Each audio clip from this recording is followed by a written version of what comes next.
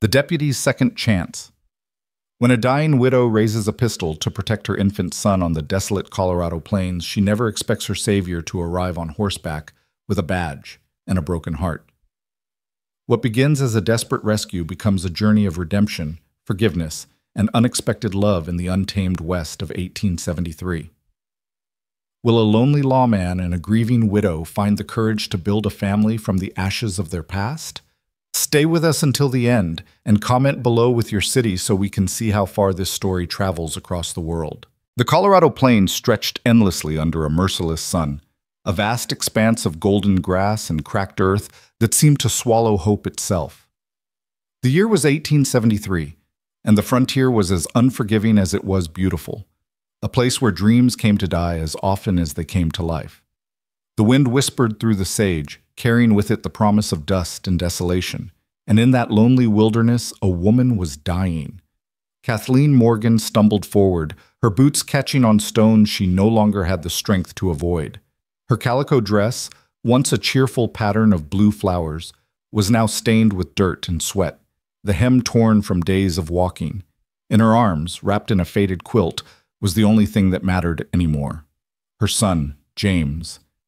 The baby, barely 3 months old, whimpered softly against her chest, his tiny fist clutching at her bodice as if he knew somehow that his mother's strength was fading.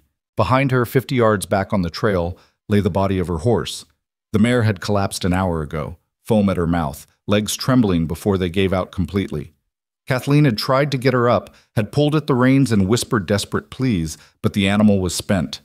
She'd taken what little water remained in the canteen, kissed the horse's neck in gratitude for carrying them as far as she had, and continued on foot. Now, with the sun beginning its descent toward the western horizon, Kathleen knew she wouldn't make it to the next town. She didn't even know how far the next town was. Her husband's map had burned with their wagon 3 days ago, when the wheel broke and their campfire spread to the dry goods. Thomas had died trying to save their supplies, a falling beam crushing him before her eyes. She'd screamed his name until her voice gave out, but the prairie had swallowed her grief with indifference. She'd buried him herself, shallow and quick, marking the grave with stones because she had no tools for proper digging. Then she'd loaded what little survived onto the horse and rode east, away from their failed homestead, away from the life they'd tried to build. East, where Thomas had said his brother lived in a town called Silver Creek. East, toward help that might not even exist. But now the horse was dead, and Kathleen could feel her own body failing. Her lips were cracked and bleeding, her vision blurred at the edges. James needed feeding, but her milk had nearly dried up from dehydration and stress. The baby's cries were weaker today, and that terrified her more than anything.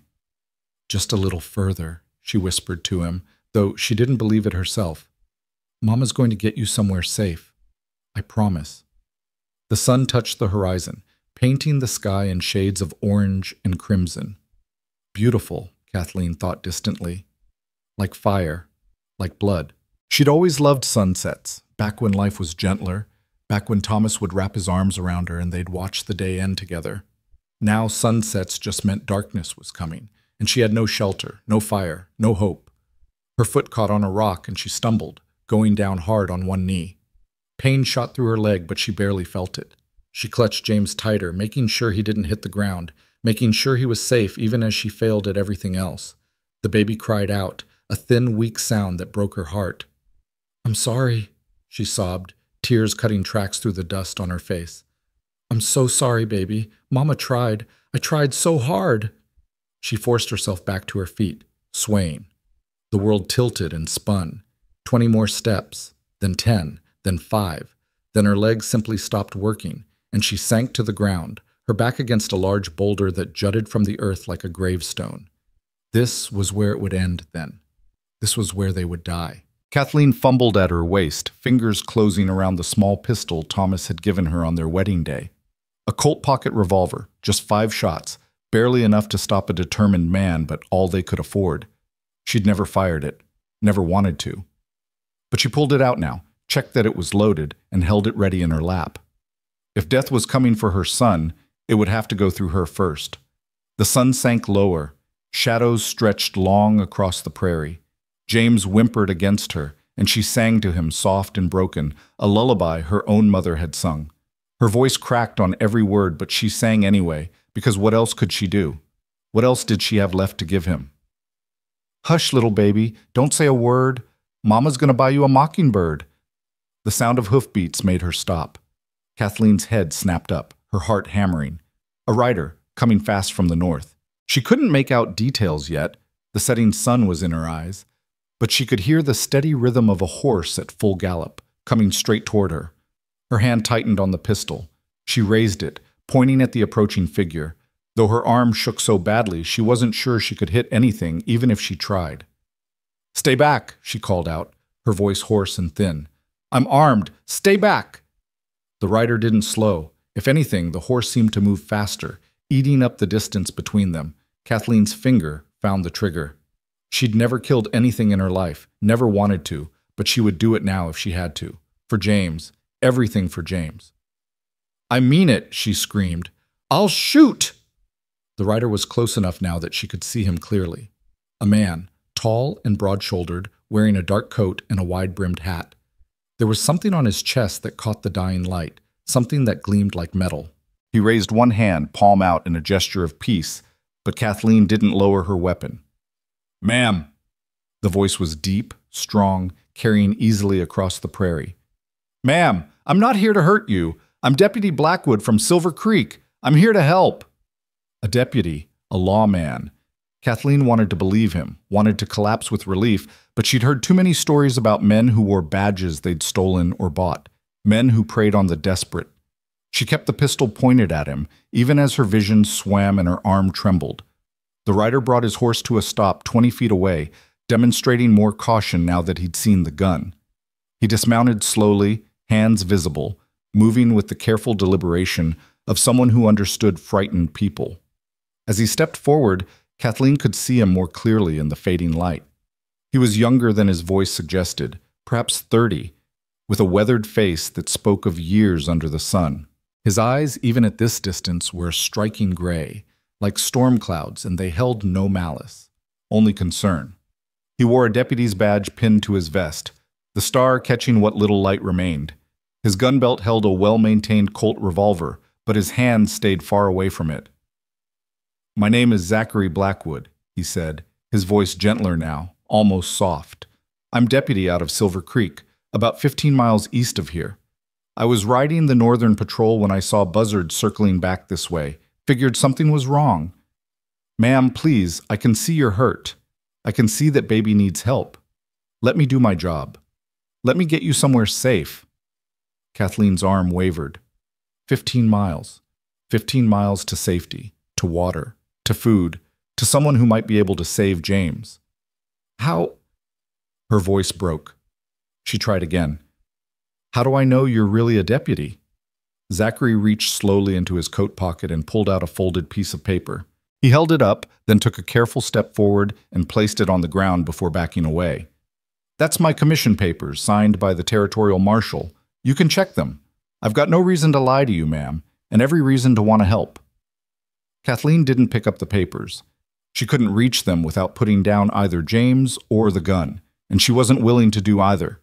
But she could see the sincerity in Zachary's face, could hear the genuine concern in his voice. And more than that, she could see his eyes, and they reminded her of Thomas's eyes, kind eyes, honest eyes. The pistol slipped from her fingers, hitting the dirt with a soft thud.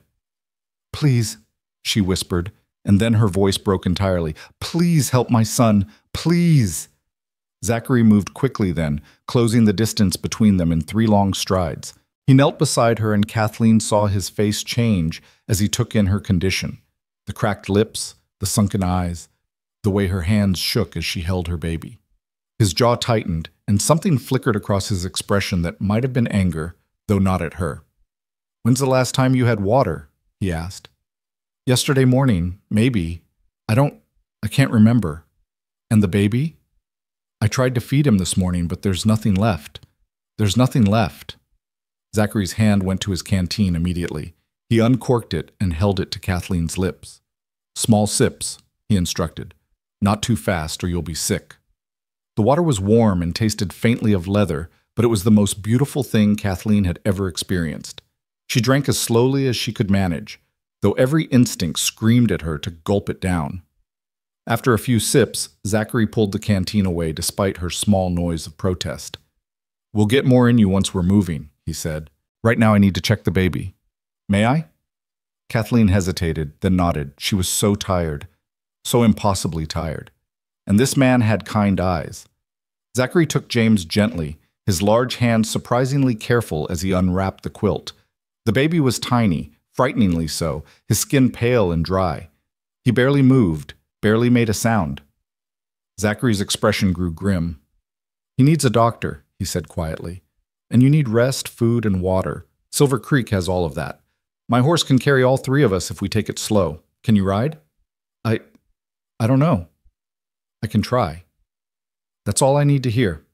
Zachary wrapped James back in the quilt and stood, offering Kathleen his free hand. She took it, and he pulled her up with surprising gentleness. She swayed immediately, and his arm went around her waist, steadying her. "Easy now. I've got you. Both of you." He helped her to his horse, a sturdy roan mare with intelligent eyes. The animal stood perfectly still as Zachary lifted Kathleen into the saddle. She nearly fell off the other side. Her balance was gone. Everything was spinning, but Zachary was there, holding her steady, murmuring reassurances. "Hold the saddle horn," he instructed. "Just hold on. That's all you need to do." Then he handed James up to her, placing the baby carefully in her arms. The weight of her son grounded her, gave her something to focus on beyond the dizziness and exhaustion. She clutched him close, pressing her face against his fine dark hair, breathing in his scent. Still alive, still breathing, they'd made it this far. Zachary swung up behind her, his arms coming around to grip the reins, effectively bracketing her in safety. She could feel the solid warmth of his chest against her back, could feel the strength in the way he held himself. For the first time in days, Kathleen felt something other than terror. She felt safe. "Hold tight," Zachary said softly, his voice close to her ear. "It's going to be dark soon, but I know this trail like my own face. I'll get you home. I promise you that." The horse started forward at a walk, smooth and steady. Behind them, the sun finally disappeared below the horizon, and the first stars began to emerge in a sky that stretched forever. Kathleen let her head rest back against Zachary's shoulder, too exhausted to care about propriety or strangers. James stirred slightly in her arms, and she held him closer. "Thank you," she whispered. "Thank you." Zachary didn't respond immediately. When he did, his voice carried something deeper than simple duty. "No need for thanks, ma'am. Sometimes we find each other at exactly the moment we're supposed to. Maybe you being on this trail tonight wasn't just accident." Kathleen didn't have the energy to respond, but she thought about his words as the horse carried them through the gathering darkness. Accident or fate, it didn't matter. What mattered was that they were alive. What mattered was the steady rhythm of hoofbeats beneath them, the stars above them, and the strong presence of the man who'd appeared like an answer to a prayer she hadn't known how to pray. They rode in silence for a long time, the prairie night settling around them with its strange symphony of sounds, the whisper of wind through grass, the distant yip of coyotes, the creak of saddle leather. Kathleen drifted in and out of consciousness, jerking awake each time she started to slip sideways, Zachary's arm tightening around her each time to keep her secure. "Easy," he murmured.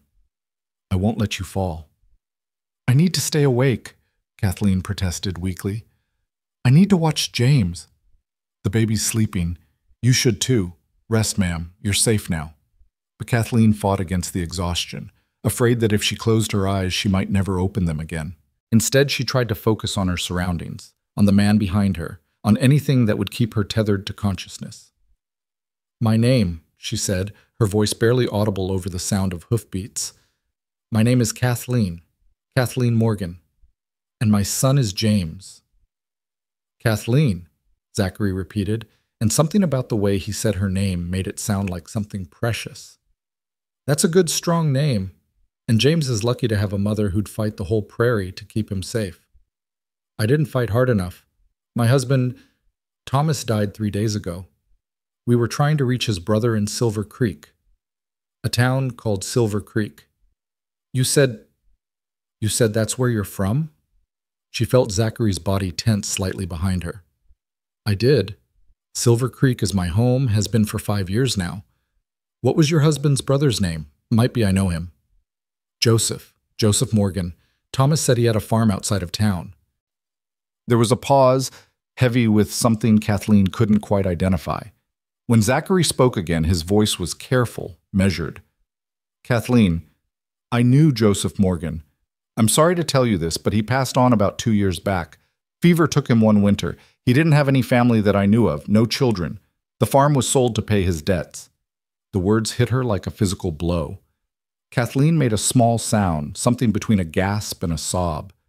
Their destination, the hope that had kept her moving, the reason she dragged herself and James across miles of wilderness, gone. All of it gone. Then we have nothing, she said numbly. Nowhere to go. Nothing left. Now that's not true, Zachary said firmly. You've got your life and your son's life, and those are worth more than anything else. Silver Creek may not have your family waiting, but it's got good people. We'll find you a place to stay, get you on your feet. The town takes care of its own, and as of right now, you're one of ours. You don't understand. I have no money. Thomas and I spent everything on the land rights, on supplies. It all burned. Everything burned. I can't pay for a room, can't pay for food. I have nothing to offer anyone. Then we'll figure it out, Zachary said simply. One thing at a time. First we get you and James to Doc Harmon.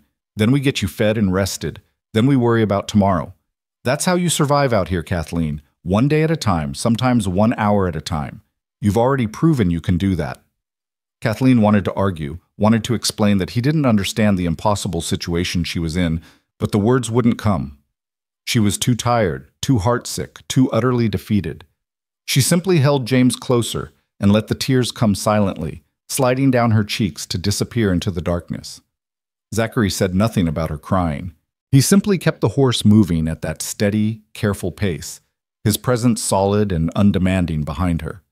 After a while, he began to talk, not about her situation or her loss, but about other things. About Silver Creek and the people who lived there.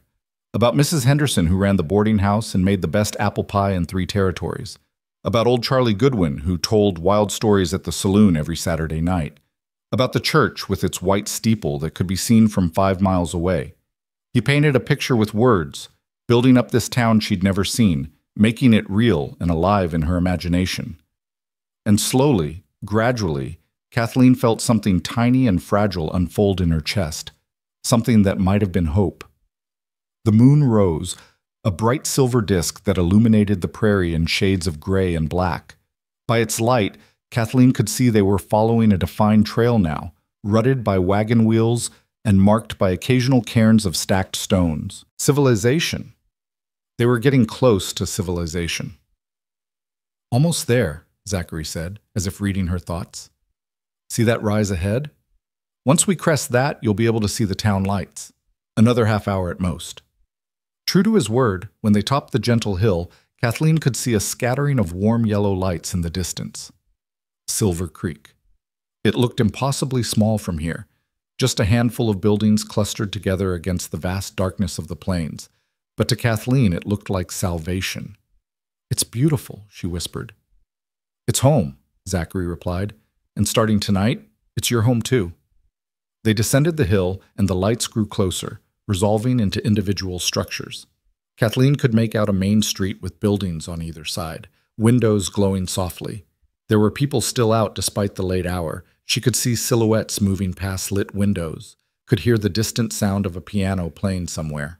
Life. Normal, ordinary life.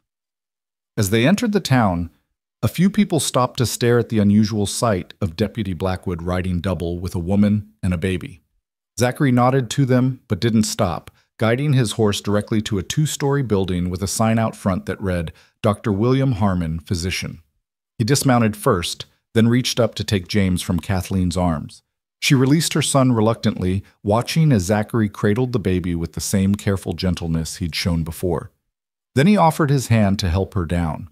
Kathleen swung her leg over the saddle, but the moment her feet touched the ground, her legs buckled. She would have fallen if Zachary hadn't been there, moving fast to catch her, his free arm going around her waist. "I've got you," he said again, and Kathleen was starting to believe it. He helped her up the steps to the doctor's office and pushed through the door without knocking. The front room was a small waiting area with several chairs and a desk where an older woman sat reading by lamplight. She looked up at their entrance, her eyes widening. "Zachary, what on earth?" "Need Doc Harmon, Mrs. Harmon. Right now. This woman and her baby, they're in bad shape. Dehydration, exhaustion, maybe more." The woman, Mrs. Harmon apparently, was already on her feet and moving toward a door at the back of the room. "William," she called. "William, we've got an emergency." A moment later, a man emerged wearing shirt sleeves and spectacles, gray-haired but moving with quick efficiency.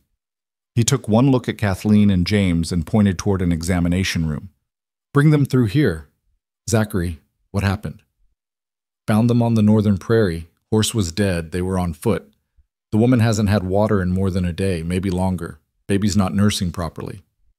Dr. Harmon was already examining James, his hands gentle but thorough as he unwrapped the quilt. Kathleen tried to watch, tried to stay alert, but the warm room and the relief of finally being safe was making it impossible to stay conscious.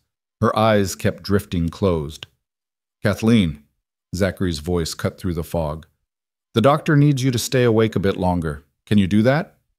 She forced her eyes open and nodded weakly.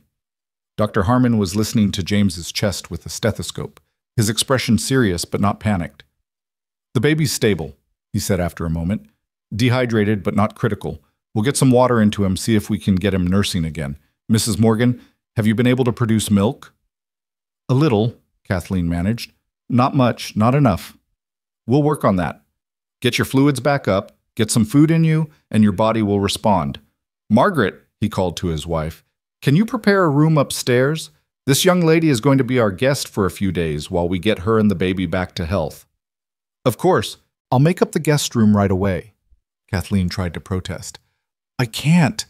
I don't have money to pay you." Dr. Harmon waved this away with obvious impatience. "We'll sort that out later. Right now, my job is to keep you and this baby alive, and I intend to do exactly that. Now let's get you lying down before you fall down." He guided her to an examination table and helped her lie back. The moment her head hit the pillow, Kathleen felt the last of her strength drain away. She watched through half-closed eyes as Mrs. Harmon returned with a glass of water and what looked like broth. The doctor held James while his wife helped Kathleen drink, small, careful sips that she had to force down past the lump in her throat. Zachary stood near the door, his hat in his hands, watching with an expression that Kathleen couldn't quite read. There was concern there, certainly, but something else too. Something deeper, almost protective. As if he'd already decided that she and James were his responsibility and he wouldn't rest until he knew they were safe. "Zachary," Dr. Harmon said, not looking up from his examination of James, "you can go. We'll take good care of them. I'll send word to the boarding house if there's any change in their condition." But Zachary didn't move toward the door. "If it's all the same to you, Doc, I'd like to stay a while. Make sure they're settled." Dr. Harmon glanced at him, one eyebrow raised, then shared a look with his wife that seemed to communicate volumes. "Suit yourself. Margaret, why don't you show Deputy Blackwood where the coffee is? This is going to take a while." Mrs. Harmon led Zachary out of the examination room, but not before he caught Kathleen's eye one more time. "You're safe now," he said quietly. "Both of you. I promise." Then he was gone, and Kathleen was left with the doctor and her son and the overwhelming relief of survival. She closed her eyes and let herself drift, listening to Dr. Harmon's calm voice as he continued his examination, feeling the gentle ministrations of his hands as he checked her pulse, her eyes, her reflexes. "You're a strong woman, Mrs. Morgan," he said at one point. "Not many could have done what you did, walking that prairie with a baby, no water, no food. Your son is alive because of your strength."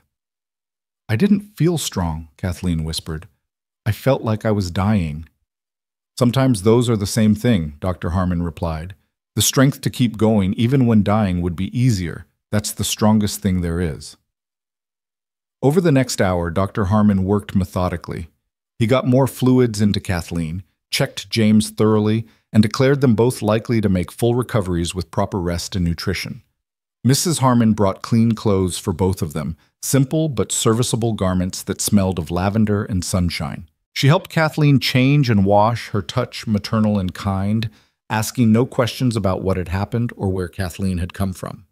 Finally, when Kathleen was clean and dressed, and James had been fed a little sugar water from a medicine dropper, Mrs. Harmon led them upstairs to a small bedroom with a comfortable bed and a cradle by the window. Someone, probably Zachary, had already brought up Kathleen's small bundle of possessions that had survived the fire. "You rest now," Mrs. Harmon said, helping Kathleen into bed. "I'll be right downstairs if you need anything. That bell pull by the bed, you just tug on that, and I'll come running." Kathleen wanted to thank her, wanted to express the overwhelming gratitude that was choking her, but the words wouldn't come. She simply nodded and reached for James as Mrs. Harmon placed him in her arms. The baby was already sleeping, his tiny chest rising and falling with regular breaths. Alive. Still alive. Mrs. Harmon dimmed the lamp and moved toward the door, then paused. "Deputy Blackwood is still downstairs," she said softly. "He won't leave until he knows you're settled. That man hasn't shown that kind of concern for anyone since, well, in a very long time. You must have made quite an impression." Before Kathleen could respond to this cryptic statement, Mrs. Harmon was gone, closing the door quietly behind her. The room fell into peaceful silence, broken only by James's soft breathing and the distant sound of voices from downstairs. Kathleen lay in the darkness, holding her son, letting the reality of survival slowly sink in. They'd made it. Against all odds, despite everything that had happened, they'd made it to safety. And it was all because of a man with storm-gray eyes and a kind heart, a man who'd appeared on the prairie like an answer to a prayer. Deputy Zachary Blackwood. She whispered his name into the darkness, testing how it felt on her tongue. A good name. A strong name. The name of a man who'd saved their lives without hesitation, who'd offered help without asking for anything in return. Downstairs, she could hear the low rumble of male voices. Zachary and Dr. Harmon, discussing something she couldn't quite make out. She found herself straining to hear, wanting to know what they were saying, wanting to understand more about this man who'd literally carried her to safety. But exhaustion was pulling her down, deeper and deeper into darkness. Her eyes drifted closed. Her arms loosened slightly around James, though not enough to endanger him. And as sleep finally claimed her, Kathleen's last conscious thought was of storm-gray eyes and a voice that promised safety. In the doctor's office below, Zachary sat with a cup of coffee growing cold in his hands. Dr. Harmon watched him with the assessing gaze of a man who'd seen a lot of life and missed very little. "You did a good thing tonight, Zachary," the doctor said quietly. Zachary shook his head. "Just doing my job. I'm a deputy. Protecting people is what I do." "Is that all it was?" Dr. Harmon's tone was mild, but his eyes were sharp. "Because I've seen you bring in people who needed help before, and you've never once asked to stay until they were settled. Never once looked at them the way you looked at that woman and her baby." Zachary's jaw tightened. He stared into his coffee cup as if it held answers. "She was in trouble. They both were. I couldn't just what? Right away? Of course you couldn't. That's not who you are." Dr. Harmon leaned back in his chair. "But this is different, and we both know it. You saw something out there on that prairie, something that got under your skin."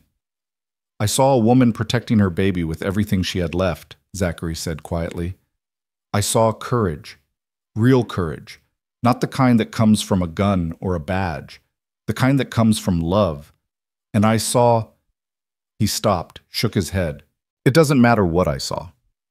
"Doesn't it?" Dr. Harmon stood and moved to refill his own coffee cup. "Zachary, you've been dead inside since your sister's family passed. Don't think we haven't noticed. You do your job. You're fair and honest and brave when you need to be, but there's no life in you. Haven't seen you smile in 2 years. Haven't seen you show interest in much of anything beyond the next patrol, the next arrest, the next day to get through." Zachary's hands tightened around his cup. "What's your point, Doc?" "My point is that tonight, for the first time in 2 years, I saw something in your eyes besides duty and guilt. I saw you care about something again. About someone. Maybe 2 someones." Dr. Harmon returned to his seat. "That woman upstairs has lost everything. Her husband, her home, her future. She's got nothing but a baby and the clothes Margaret loaned her. She's going to need help, Zachary. A lot of help. The question is, are you prepared to give it? Zachary was quiet for a long moment. Outside, the town was settling into sleep, the last lights going out in windows up and down the street. Somewhere a dog barked. Somewhere else a baby cried. Not James, but some other child, safe in its home, surrounded by family. I don't know, he finally admitted.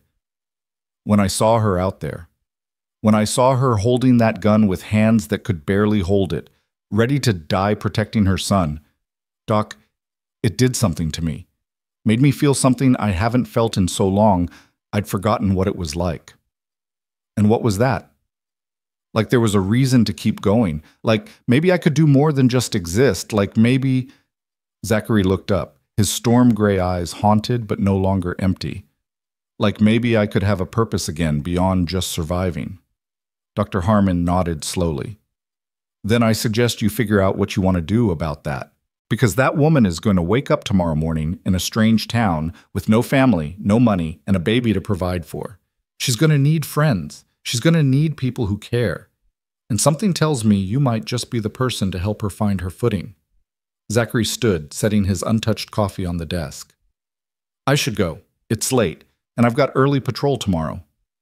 You're welcome to sleep on the couch here if you'd rather not ride back to your place in the dark.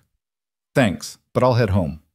Zachary moved toward the door, then paused with his hand on the knob. Doc, when she wakes up tomorrow, tell her I'll come by. Tell her she's not alone in this. I'll tell her, Dr. Harmon promised.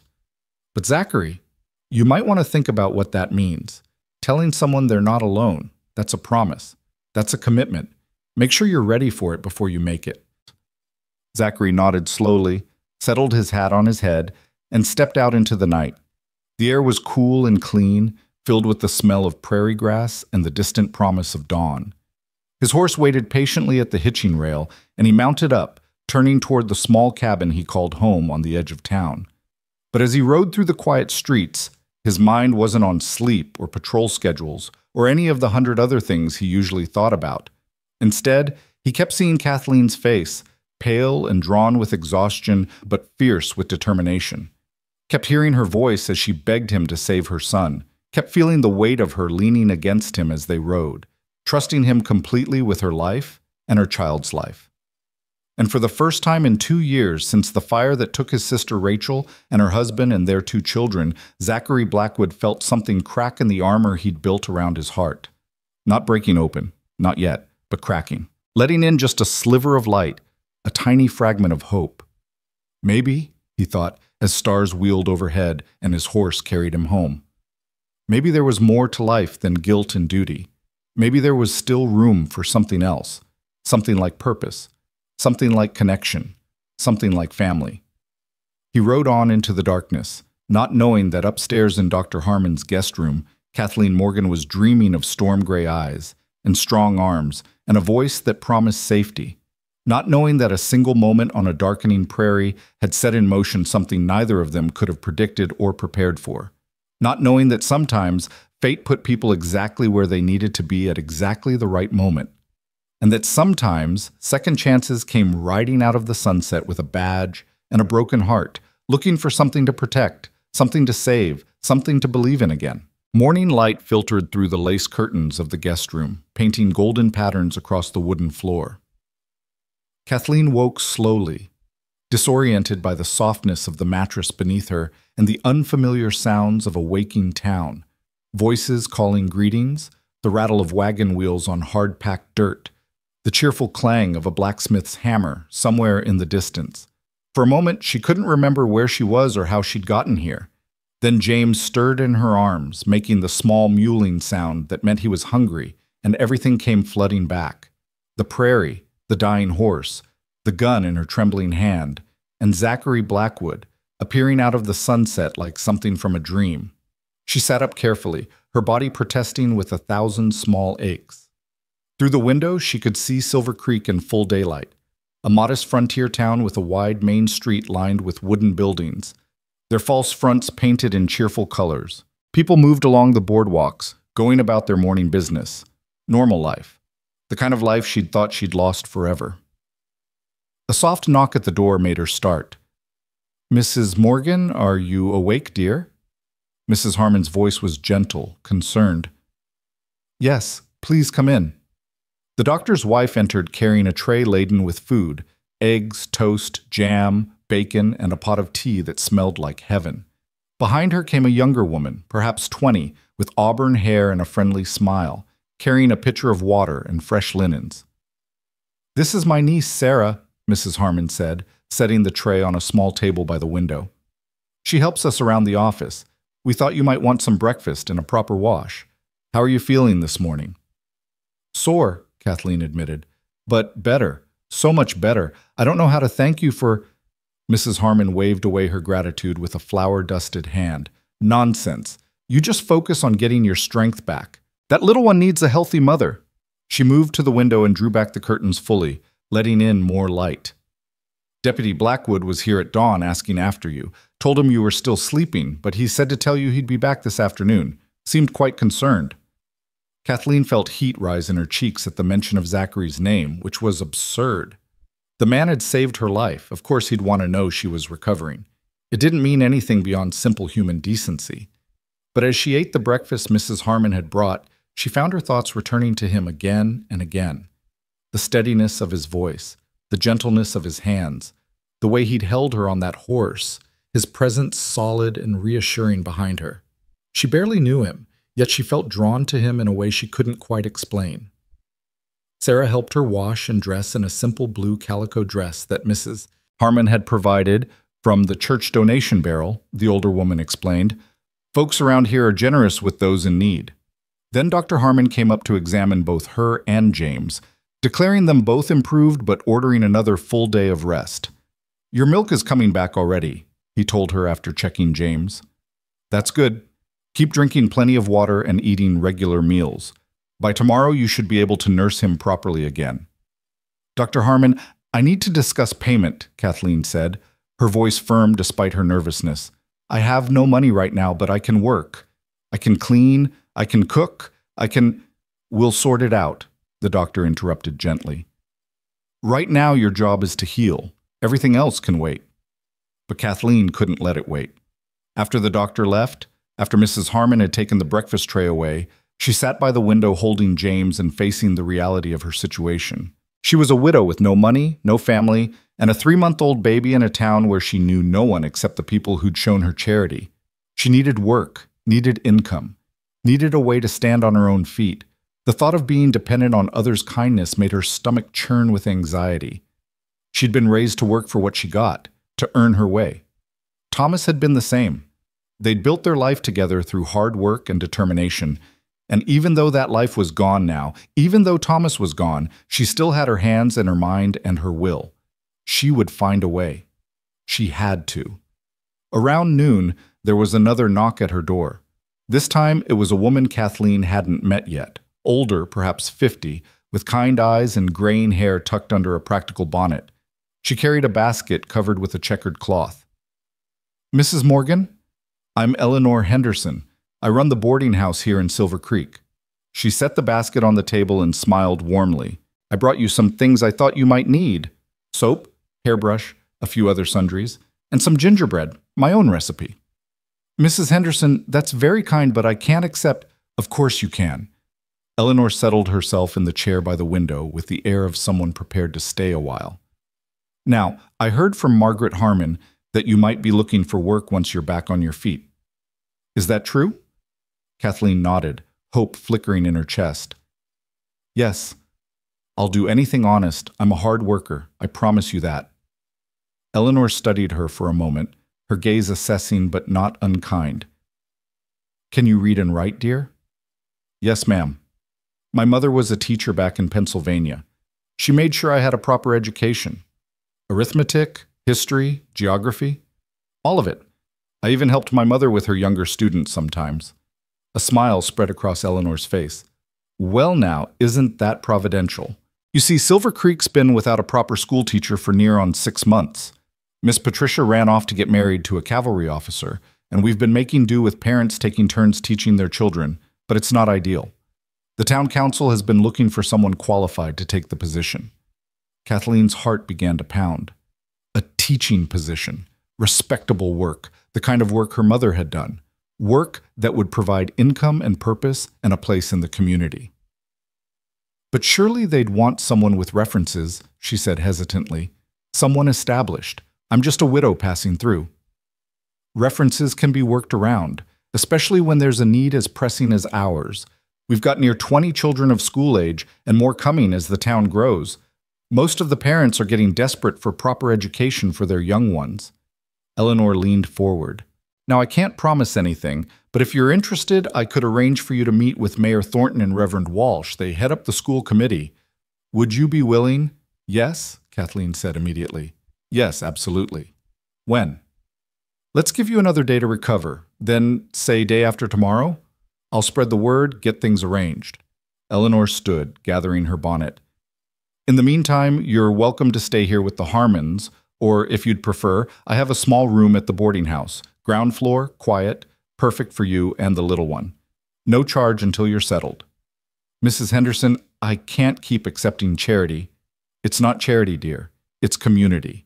That's how we survive out here. We help each other, and when we can, we pay it forward. Eleanor moved toward the door, then paused. Deputy Blackwood spoke to me this morning, asked me to look out for you, help if I could. That man doesn't ask for favors often, but when he does, people listen. He's got the respect of everyone in Silver Creek. After Eleanor left, Kathleen sat in stunned silence. A teaching position, a room at the boarding house, a chance to build something here, to create a life for herself and James. It seemed too good to be true, too easy after everything had been so impossibly hard. And Zachary had helped arrange it, had spoken to Mrs. Henderson on her behalf, had used his influence in the town to smooth her path. Why would he do that? They were strangers. He'd done his duty by rescuing her and bringing her to safety. He owed her nothing more. Yet clearly he felt differently. The afternoon passed slowly. James nursed better than he had in days, strengthened by the sugar water and by Kathleen's recovering health. She dozed in the chair by the window, letting the sounds of the town wash over her, trying to imagine herself as part of it. Teaching children, living in a boarding house room, building a new life in Silver Creek. It was terrifying and exciting in equal measure. Around 3 o'clock, she heard heavy footsteps on the stairs, followed by Mrs. Harmon's voice. She's awake, Deputy. Go on up. Kathleen's pulse quickened. She smoothed down her borrowed dress, patted her hair, which Sarah had helped her wash and braid that morning, and tried to look composed, as if her heart wasn't suddenly racing, as if she hadn't been thinking about storm-gray eyes all day. Zachary knocked softly before entering, removing his hat as he stepped through the door. In full daylight, Kathleen could see him more clearly than she had in the darkness of their first meeting. He was tall, easily over 6 feet, with broad shoulders that filled the doorway. His face was weathered but handsome, with strong features and those remarkable gray eyes that seemed to see everything. His dark hair was slightly too long, curling at the collar of his shirt, and there was a scar along his jaw that she hadn't noticed before. He looked every inch the frontier lawman, strong, capable, dangerous if he needed to be. But when he looked at her, his expression softened into something gentle, almost vulnerable. Mrs. Morgan, he said, his voice that same deep rumble she remembered. It's good to see you looking better. How are you feeling? Much better, thanks to you. Kathleen gestured to the chair Eleanor had vacated. Please, sit down. I owe you my life, Deputy Blackwood, my son's life. I don't know how to repay such a debt. Zachary sat, his large frame making the delicate chair look like children's furniture. He set his hat on his knee and fixed her with those steady gray eyes. There's no debt, ma'am. I did what anyone would do. That's not true, and we both know it. You could have ridden past. Many men would have. But you stopped. You helped. You brought us here and made sure we were cared for. Kathleen held James a little closer. You saved us. That means something. A faint color rose in Zachary's cheeks, as if he was uncomfortable with praise. Well, I'm just glad I was on that patrol route. Hate to think what might have happened if... He didn't finish the sentence. He didn't need to. They both knew what would have happened. An awkward silence fell between them, filled with too many unspoken things. Finally, Zachary cleared his throat. I spoke with Eleanor Henderson this morning. She mentioned you might be interested in the teaching position. Yes, very much, but I don't want to presume. I'm sure there are others more qualified. There aren't, Zachary interrupted. You'd be doing the town a favor. The children need a teacher, and from what Eleanor tells me, you're more than qualified. I haven't taught a formal class before, just helped my mother occasionally. That's more experience than most folks out here have.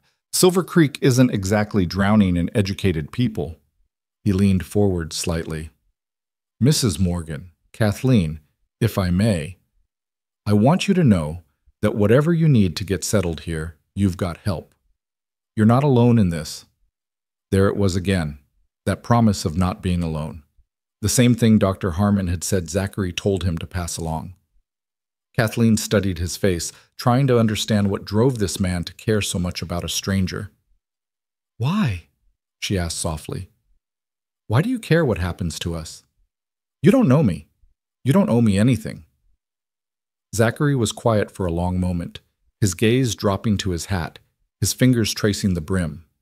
When he spoke, his voice was low, almost rough with emotion. 2 years ago, I lost my sister and her family in a fire.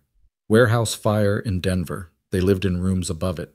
Rachel, her husband Tom, and their 2 children, Emily and Daniel. Emily was 4. Daniel was just a baby, not much older than your James. He paused, swallowed hard. I was supposed to be there that week, was supposed to help Tom with some repairs, but I took an extra patrol assignment instead, wanted the pay.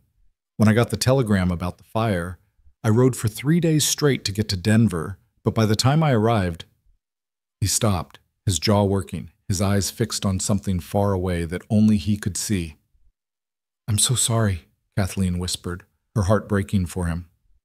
I blame myself. Still do, if I'm honest. If I'd been there, maybe I could have gotten them out. Maybe things would have been different. I've spent the last 2 years just existing, doing my job, keeping the peace, but not really living, not feeling much of anything. He looked up at her then, and his eyes were filled with something raw and honest. Then I saw you out on that prairie, saw you holding that gun with the last of your strength, ready to die, protecting your son. And something in me just woke up, made me realize that maybe I could still do something that mattered. Maybe I could help someone when it counted. Kathleen felt tears prick her eyes. She understood loss, understood guilt, understood the weight of wondering if you could have done something different, something more. You did help, she said firmly. You saved us. And I think maybe we saved you a little bit too. Gave you something to fight for again. Zachary's expression softened, a small smile touching his lips, the first real smile she'd seen from him. It transformed his face, making him look younger, less burdened. Maybe you did at that, he admitted. They sat together as afternoon light shifted across the room, talking more easily now. Zachary told her about Silver Creek, about the people she'd meet, about the school building that sat empty, waiting for a teacher. Kathleen told him about her life before, about Thomas and their dreams of homesteading, about her mother's dedication to education, about the journey west that had ended in tragedy. Do you have any family back east? Zachary asked. No, my parents died when I was 19. Thomas's parents passed before we married. We were each other's family. She looked down at James, who was sleeping peacefully in her arms. Now it's just us. Just me and my son. That's not entirely true anymore, Zachary said quietly. You've got friends here now, people who'll help you, and he hesitated, as if weighing his next words carefully. And you've got me. If you'll have me as a friend, that is. The way he said it, the tentative hope in his voice, made Kathleen's heart squeeze. This strong, capable man who'd saved her life was offering friendship with the uncertainty of someone who'd been alone too long. I'd like that very much, she said. I'd like to be friends, Deputy Blackwood. Zachary, he corrected gently. Friends call each other by their given names. Then you should call me Kathleen. Kathleen, he repeated, and again there was something in the way he said her name that made it sound precious. It suits you, strong and dignified. Before Kathleen could respond, there was a commotion downstairs, raised voices, the sound of the front door banging open, Dr. Harmon's calm tones trying to soothe someone. Zachary was on his feet instantly, his hand going to the gun at his hip, his body moving between Kathleen and the door in an instinctive protective gesture. Heavy footsteps pounded up the stairs, and then a woman burst into the room. She was perhaps 30, thin to the point of gauntness, with dark hair coming loose from its pins and eyes that were red from crying. Her dress was travel-stained, and her hands shook as she gripped the doorframe. "Zachary," she gasped. "Oh God, Zachary, they said you were here. I came as soon as I got your telegram. I wasn't sure if you'd really want to see me after." Zachary stood frozen, his face going pale. "Caroline," he breathed, "what are you doing here?" The woman, Caroline, let out a sound that was half laugh, half sob. "You sent me a telegram saying you needed me to come to Silver Creek, that it was important. What was I supposed to do? Ignore it?" "I sent you a telegram?" Zachary looked genuinely confused. Then understanding dawned across his face, followed quickly by something that looked like betrayal. "Eleanor. Eleanor must have sent it in my name." "What? Why would Mrs. Henderson do that?" Kathleen asked, completely lost. Zachary ran a hand through his hair, looking more rattled than Kathleen had seen him. "Because she's a meddling busybody who thinks she knows what's best for everyone." He turned back to Caroline, his voice softening. "I'm sorry. I didn't send for you. I didn't think you'd want to hear from me after everything." Caroline's face crumpled. Fresh tears spilled down her cheeks. "Not want to hear from you? Zachary, you're my brother, my only family. Just because things have been difficult between us doesn't mean I don't—" She couldn't finish, overcome with emotion. Kathleen watched this exchange with growing understanding. This was Zachary's sister, the one who'd lost her family in the fire, the one he'd been estranged from for 2 years, and somehow Mrs. Henderson had taken it upon herself to bring them back together. Dr. Harmon appeared in the doorway, slightly out of breath. "I tried to explain the situation to Miss Blackwood, but she was quite insistent on seeing her brother immediately. My apologies for the disruption." "It's fine, Doc," Zachary said, though his voice was strained. "Caroline, we need to talk. But not here. Kathleen needs her rest." "No," Kathleen said firmly, surprising herself. "Stay, both of you. If Mrs.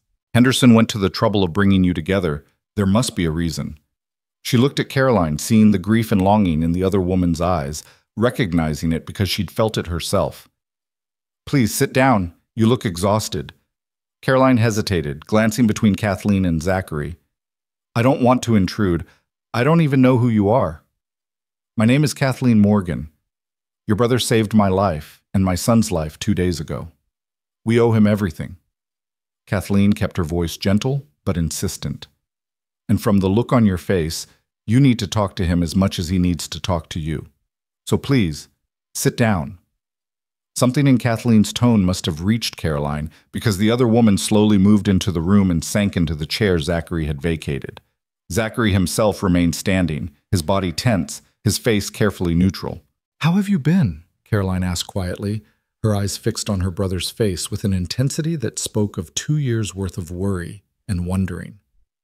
"Getting by," Zachary said. "Working, keeping busy. That's not what I asked. It's the best answer I've got." Caroline flinched as if he'd struck her. "Zach, please, don't shut me out. Not again. Not after all this time." "I'm not shutting you out. You're the one who—" He stopped himself, jaw clenching. "This isn't the time or place." "Then when?" Caroline's voice rose, edged with desperation. "When is the time, Zachary? It's been 2 years, 2 years since the fire, 2 years since we buried Rachel and Tom and the children, 2 years since you looked at me and said it should have been you in that warehouse, and I said—" Her voice broke. "I said things I didn't mean. Things I've regretted every single day since." The room fell silent except for Caroline's ragged breathing. Kathleen felt like an intruder on this private pain, but she couldn't look away. Couldn't stop herself from witnessing this raw moment between siblings who'd been broken by loss. "You meant them," Zachary said finally, his voice barely above a whisper. "You meant them, Caroline, and you were right. It should have been me. I'm the one who chose money over family. I'm the one who wasn't there when they needed me." No. Caroline stood abruptly, closing the distance between them. She was several inches shorter than her brother, but she stood toe to toe with him, fierce and trembling. No, Zachary, I was wrong. I was drowning in grief and anger, and I lashed out at the person closest to me. I blamed you because it was easier than accepting that sometimes terrible things just happen, that sometimes there's no one to blame, no way to change what's already done. Caroline, let me finish. She grabbed his arms, forcing him to look at her. I've spent 2 years living with what I said to you. 2 years wanting to take it back, but being too proud and too ashamed to reach out. When I got that telegram, even though I was confused about why you'd suddenly contact me, I was so grateful. So desperately grateful for a chance to see you again, to tell you I'm sorry. Tears were sliding down Zachary's face now, though he made no sound. Kathleen's own eyes were wet as she watched brother and sister finally break through the wall of guilt and grief that had separated them. I'm sorry too, Zachary said hoarsely, for not being there, for letting you down, for staying away these past 2 years when I should have been checking on you, making sure you were all right. We both stayed away, Caroline whispered. We both let pride and pain keep us apart. But maybe whoever sent that telegram did us a favor. Maybe it's time we stopped punishing ourselves and each other for something neither of us could control. James chose that moment to wake with a small cry, breaking the tension in the room.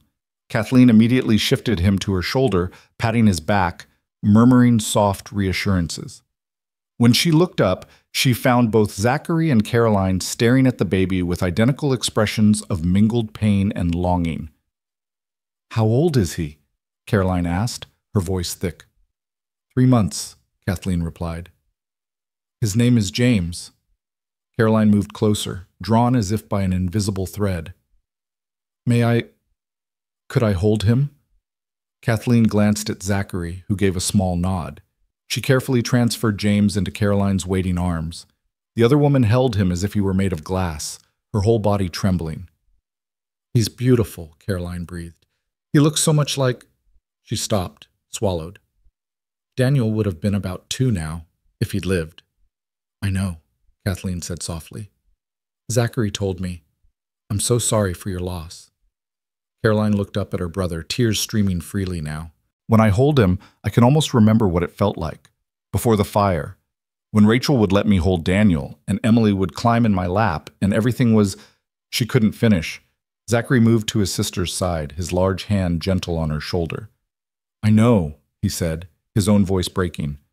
I know, Caro. I feel it too. They stood together, the 3 of them, connected by loss and grief and the small living weight of an infant who represented both what they'd lost and what they might still have. Outside, the afternoon was fading into evening, and somewhere in Silver Creek, Eleanor Henderson was probably congratulating herself on her matchmaking, both romantic and familial. Dr. Harmon appeared in the doorway again, this time with his wife beside him. I hate to interrupt, he said gently, but I think we should let Mrs. Morgan rest, and perhaps Miss Blackwood could use some refreshment and a place to stay. We've got another room upstairs if... She'll stay with me, Zachary said immediately. I've got space at my cabin. It's not fancy, but it's clean, and there's a spare room. He looked at Caroline. If you're willing, that is. If you don't mind staying out on the edge of town. Caroline carefully handed James back to Kathleen, her fingers lingering for just a moment on the baby's soft hair. I'd like that, she said to her brother. I'd like that very much. Then it settled. Mrs. Harmon bustled forward, ever practical. Caroline, dear, why don't you come downstairs with me and we'll get you some tea while Zachary says his goodbyes. You both look like you could use a moment to collect yourselves. Caroline followed Mrs. Harmon out, pausing at the door to look back at her brother one more time. The look that passed between them was complicated, years of hurt and healing mixed together. But there was hope in it too. Real, tangible hope. After they'd gone, Zachary sank into the chair, all the strength seeming to drain out of him at once.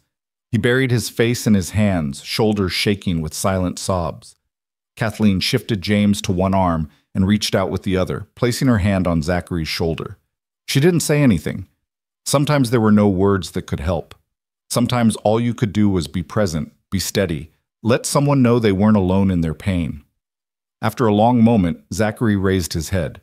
His eyes were red but clearer somehow, as if the tears had washed away some of the burden he'd been carrying. "Thank you," he said, "for letting her stay, for encouraging us to talk." "You needed each other," Kathleen said simply. "Family is too precious to waste. I learned that when I lost mine." "Eleanor Henderson is going to be insufferably pleased with herself," Zachary said, and there was a hint of dry humor in his voice now. Kathleen laughed softly. "She seems like the type, but I think her heart was in the right place. It usually is. Doesn't make her any less of a meddler." Zachary stood, collecting his hat. "I should go. Let you rest.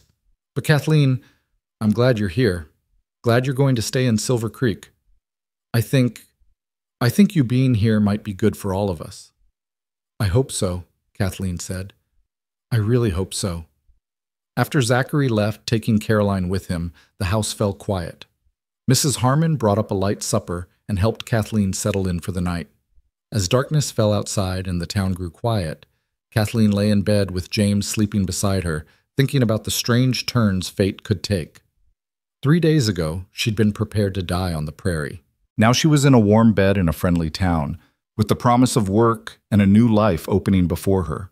And somehow, in the middle of all that, she'd become entangled with a broken family trying to heal, with a man whose storm-gray eyes held too much pain and too much kindness in equal measure. She didn't know where any of this was leading, didn't know if she'd succeed as a teacher, if she'd be able to make a life here, if the fragile connection she was forming would hold or shatter. But for the first time since Thomas died, she felt something other than despair. She felt hope. 2 days later, Kathleen stood in the small schoolhouse on the eastern edge of Silver Creek, facing Mayor Thornton and Reverend Walsh across a scarred wooden desk. She'd spent the previous day preparing for this meeting, borrowing books from Dr. Harmon's modest library and reviewing lessons from her childhood. Mrs. Henderson had loaned her a proper dress, dark green with a white collar, suitable for a teacher, and Sarah had helped arrange her hair in a neat bun. Now, as the two men peppered her with questions about grammar and arithmetic and discipline, Kathleen drew on every scrap of knowledge her mother had given her. She explained her philosophy of education, that children learned best through encouragement rather than fear, through engagement rather than rote memorization. She demonstrated her ability to work complex mathematical problems and to parse difficult sentences. She even recited from memory several poems by Wordsworth and Longfellow. Mayor Thornton, a portly man with impressive mutton chops, exchanged glances with Reverend Walsh, a thin, scholarly-looking man with wire-rimmed spectacles. "Mrs. Morgan," the Reverend said carefully, "your credentials are impressive, but we must be frank. You're new to Silver Creek, and you have a young infant. Some parents might question whether you can manage both teaching and motherhood effectively." Kathleen had expected this. She met his gaze steadily. "Reverend Walsh, with respect, women have been managing multiple responsibilities since the beginning of time.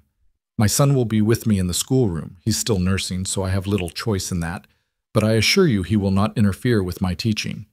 As for being new to town, everyone is new somewhere at some time. I can provide you with an education your children desperately need, or you can continue waiting for someone more established who may never come." Mayor Thornton's eyebrows rose. Reverend Walsh looked taken aback. Then, slowly, both men began to smile. "Well spoken," Mayor Thornton said. "We appreciate plainness and honesty here. Mrs. Morgan, if you're willing, the position is yours. $20 a month, plus use of the small cottage behind the schoolhouse. It's modest, but it's sound. Classes begin Monday next, if that gives you enough time to prepare." Kathleen's knees nearly buckled with relief. $20 a month. A cottage. Real work that she loved. "Thank you," she managed. "Thank you so much. I won't let you down." "See that you don't," Reverend Walsh said, but his tone was kind.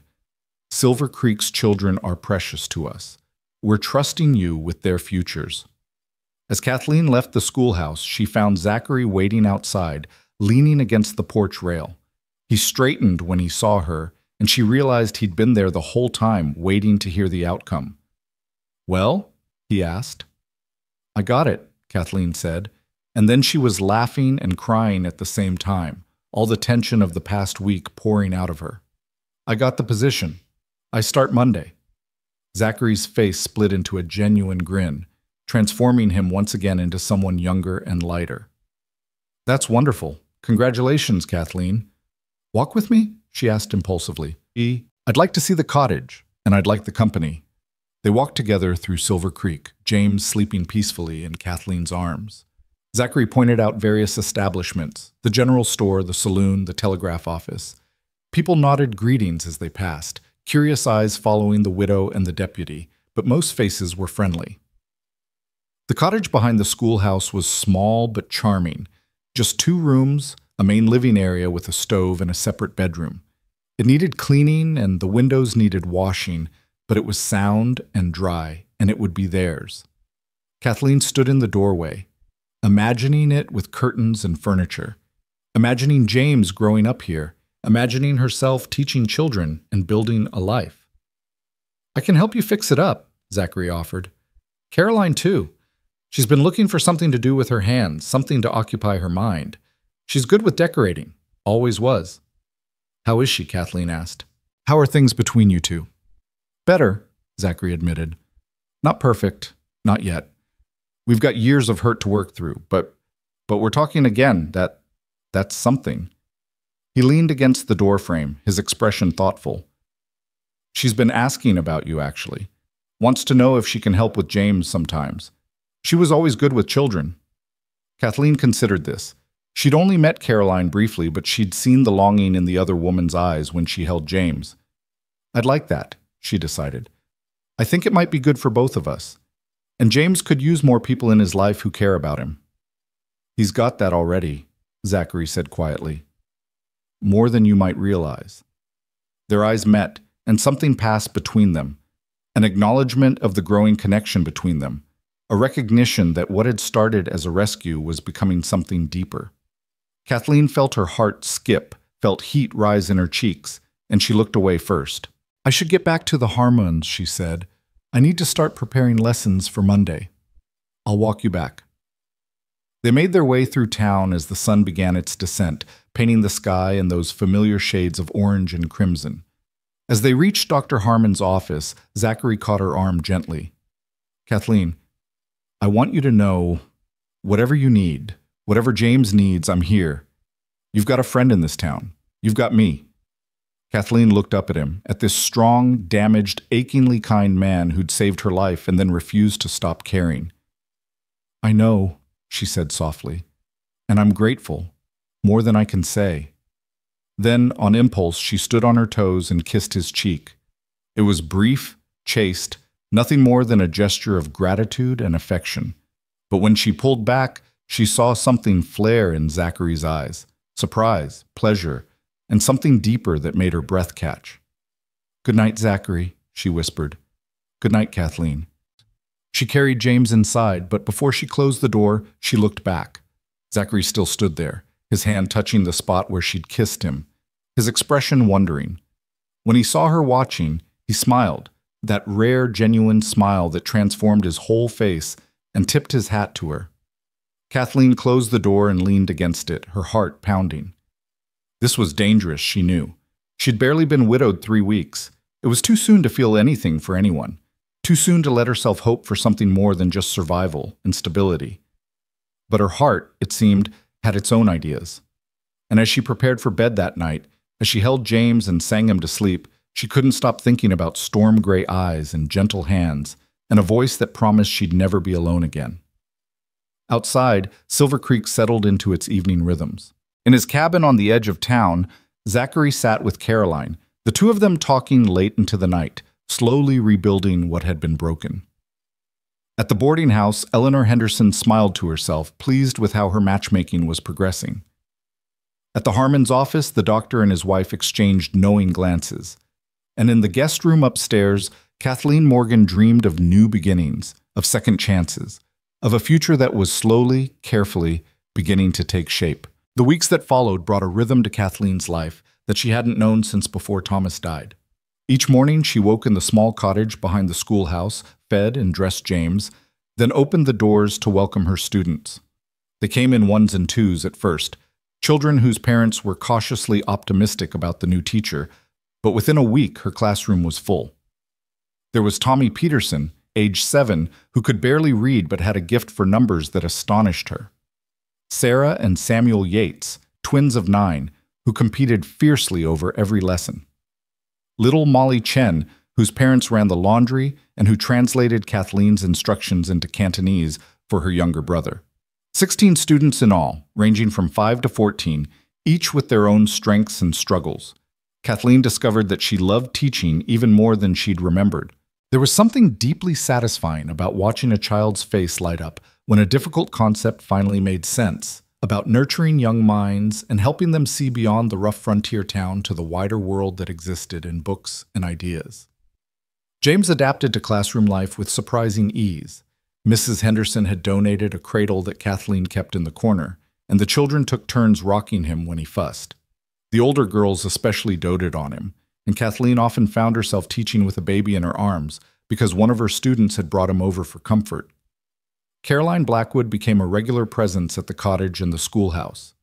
She'd arrive mid-morning with fresh bread or mending supplies, staying to help with James while Kathleen taught.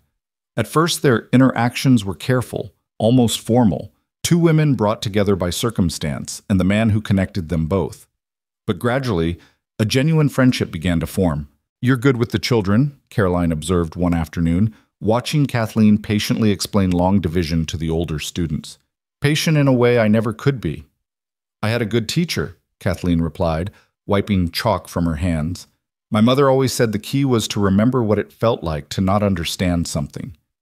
Once you can put yourself in their place, teaching becomes easier." Caroline was quiet for a moment, her gaze distant. "I used to help Rachel with Emily's lessons. Emily was so bright, always asking questions. She wanted to know everything about everything." Her voice caught slightly. "She would have loved having you as a teacher." It was the first time Caroline had spoken so openly about her lost niece. Kathleen set down her chalk and moved to sit beside her friend, taking her hand. "Tell me about her. About all of them."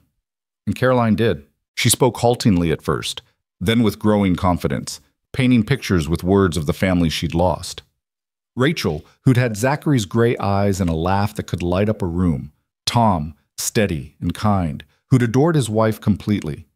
Emily, precocious and curious. Daniel, who'd just started walking before the fire took him. "I avoided talking about them for so long," Caroline said, tears sliding down her cheeks. "It hurt too much. But keeping silent hurt worse, I think. Like I was letting them disappear entirely." "They haven't disappeared," Kathleen assured her. "They live in your memories, in your stories. And now they live in mine too, a little bit. That's how love continues, even after loss." Caroline squeezed her hand. "How did you get so wise?" "I'm not wise. I'm just a woman who's lost people too." Kathleen glanced at James, sleeping peacefully in his cradle. "But I'm learning that grief doesn't have to be the end of everything. Sometimes it can be a beginning too."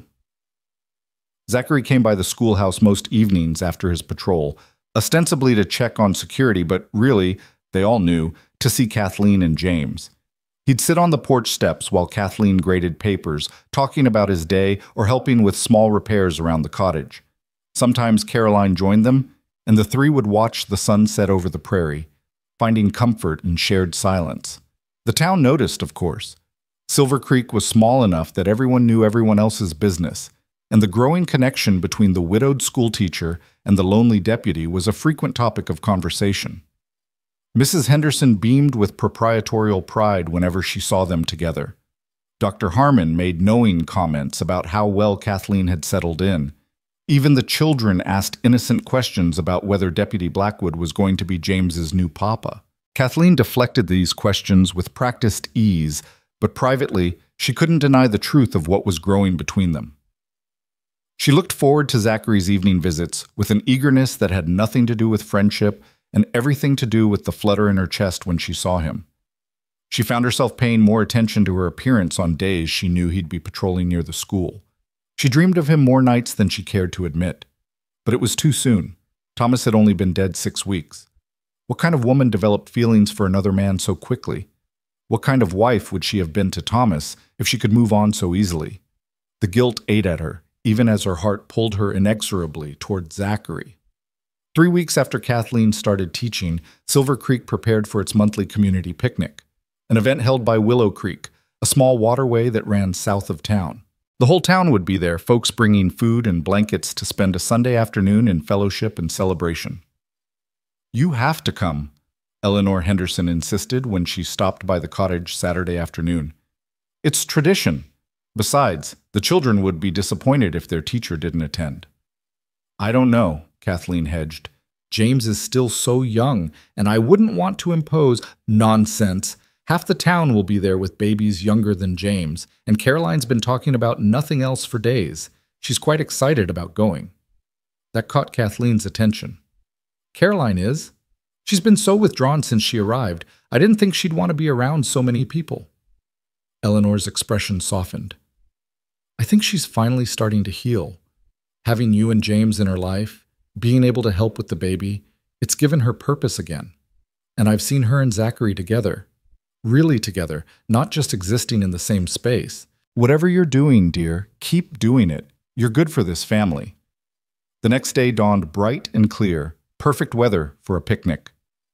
Kathleen dressed James in a sweet little outfit that Mrs. Harmon had made, blue cotton with tiny buttons, and put on her best dress, a soft yellow calico that brought out the auburn highlights in her dark hair. She told herself she wasn't dressing up for anyone in particular, but a racing pulse when Zachary arrived to escort her to the creek suggested otherwise. He looked different out of his usual work clothes, still wearing trousers and boots, but his shirt was clean and pressed, and he'd shaved carefully. His hair was neatly combed, and when he saw Kathleen, his face lit up in a way that made her stomach flip. "You look beautiful," he said, then immediately flushed as if he hadn't meant to say it aloud. "Thank you," Kathleen replied, her own cheeks warming. "You look very handsome yourself." Caroline appeared from behind him, carrying a large basket. "Stop making eyes at each other and let's go," she teased. "The food won't stay warm forever, and I'm starving." The walk to Willow Creek took 20 minutes, following a well-worn path through prairie grass dotted with late summer wildflowers. James rode contentedly in Kathleen's arms, while Zachary carried her blanket and Caroline managed the food basket. Other families walked the same path, the Petersons with their brood of 5, the Yates twins racing ahead of their parents, old Charlie Goodwin riding his mule and singing off-key hymns. The creek itself was a beautiful spot, shaded by cottonwood trees and willows, the water running clear and cool over smooth stones. Someone had strung up colorful bunting between the trees, and several long tables had been set up for the potluck. Children were already splashing in the shallow water, their laughter ringing across the meadow. Zachary spread Kathleen's blanket under a large cottonwood while Caroline arranged their food on the communal tables: fried chicken, potato salad, fresh bread, and a peach pie that smelled heavenly. Kathleen settled on the blanket with James, watching as her students played and shouted, their formal classroom demeanor abandoned in favor of pure childhood joy. "Mrs. Morgan! Mrs. Morgan!" Tommy Peterson came running up, dripping wet. "Come see the tadpoles we found. There's hundreds of them." "Let your teacher rest a moment, Tommy," Zachary said, but his tone was kind. "She just got here." "It's all right," Kathleen laughed. "I'd love to see the tadpoles. Zachary, would you mind watching James for a moment?" She handed the baby to him before he could protest, and followed Tommy to the creek's edge where several children were crouched over the water, peering at the dark shapes darting through the shallows. Kathleen knelt beside them, her dress getting damp, and together they observed the tadpoles with scientific interest. "These will turn into frogs," she explained. "Can anyone tell me what we call that process?" "Metamorphosis!" Sarah Yates shouted triumphantly. "You taught us that last week." "Excellent memory, Sarah. And what kind of frogs do you think these will become?" The children debated this question with enthusiasm while Kathleen guided their observations, turning the moment into an impromptu nature lesson. When she finally returned to the blanket, she found Zachary holding James with surprising competence, the baby's tiny hand wrapped around his finger. "He likes you," Kathleen observed, settling beside them. "I think he just likes having something to hold on to," Zachary replied, but there was something tender in his expression as he looked down at James. "He's a good baby, hardly fusses at all." "He's been better since we got to Silver Creek. I think the security helps. Babies can sense when their mothers are stressed."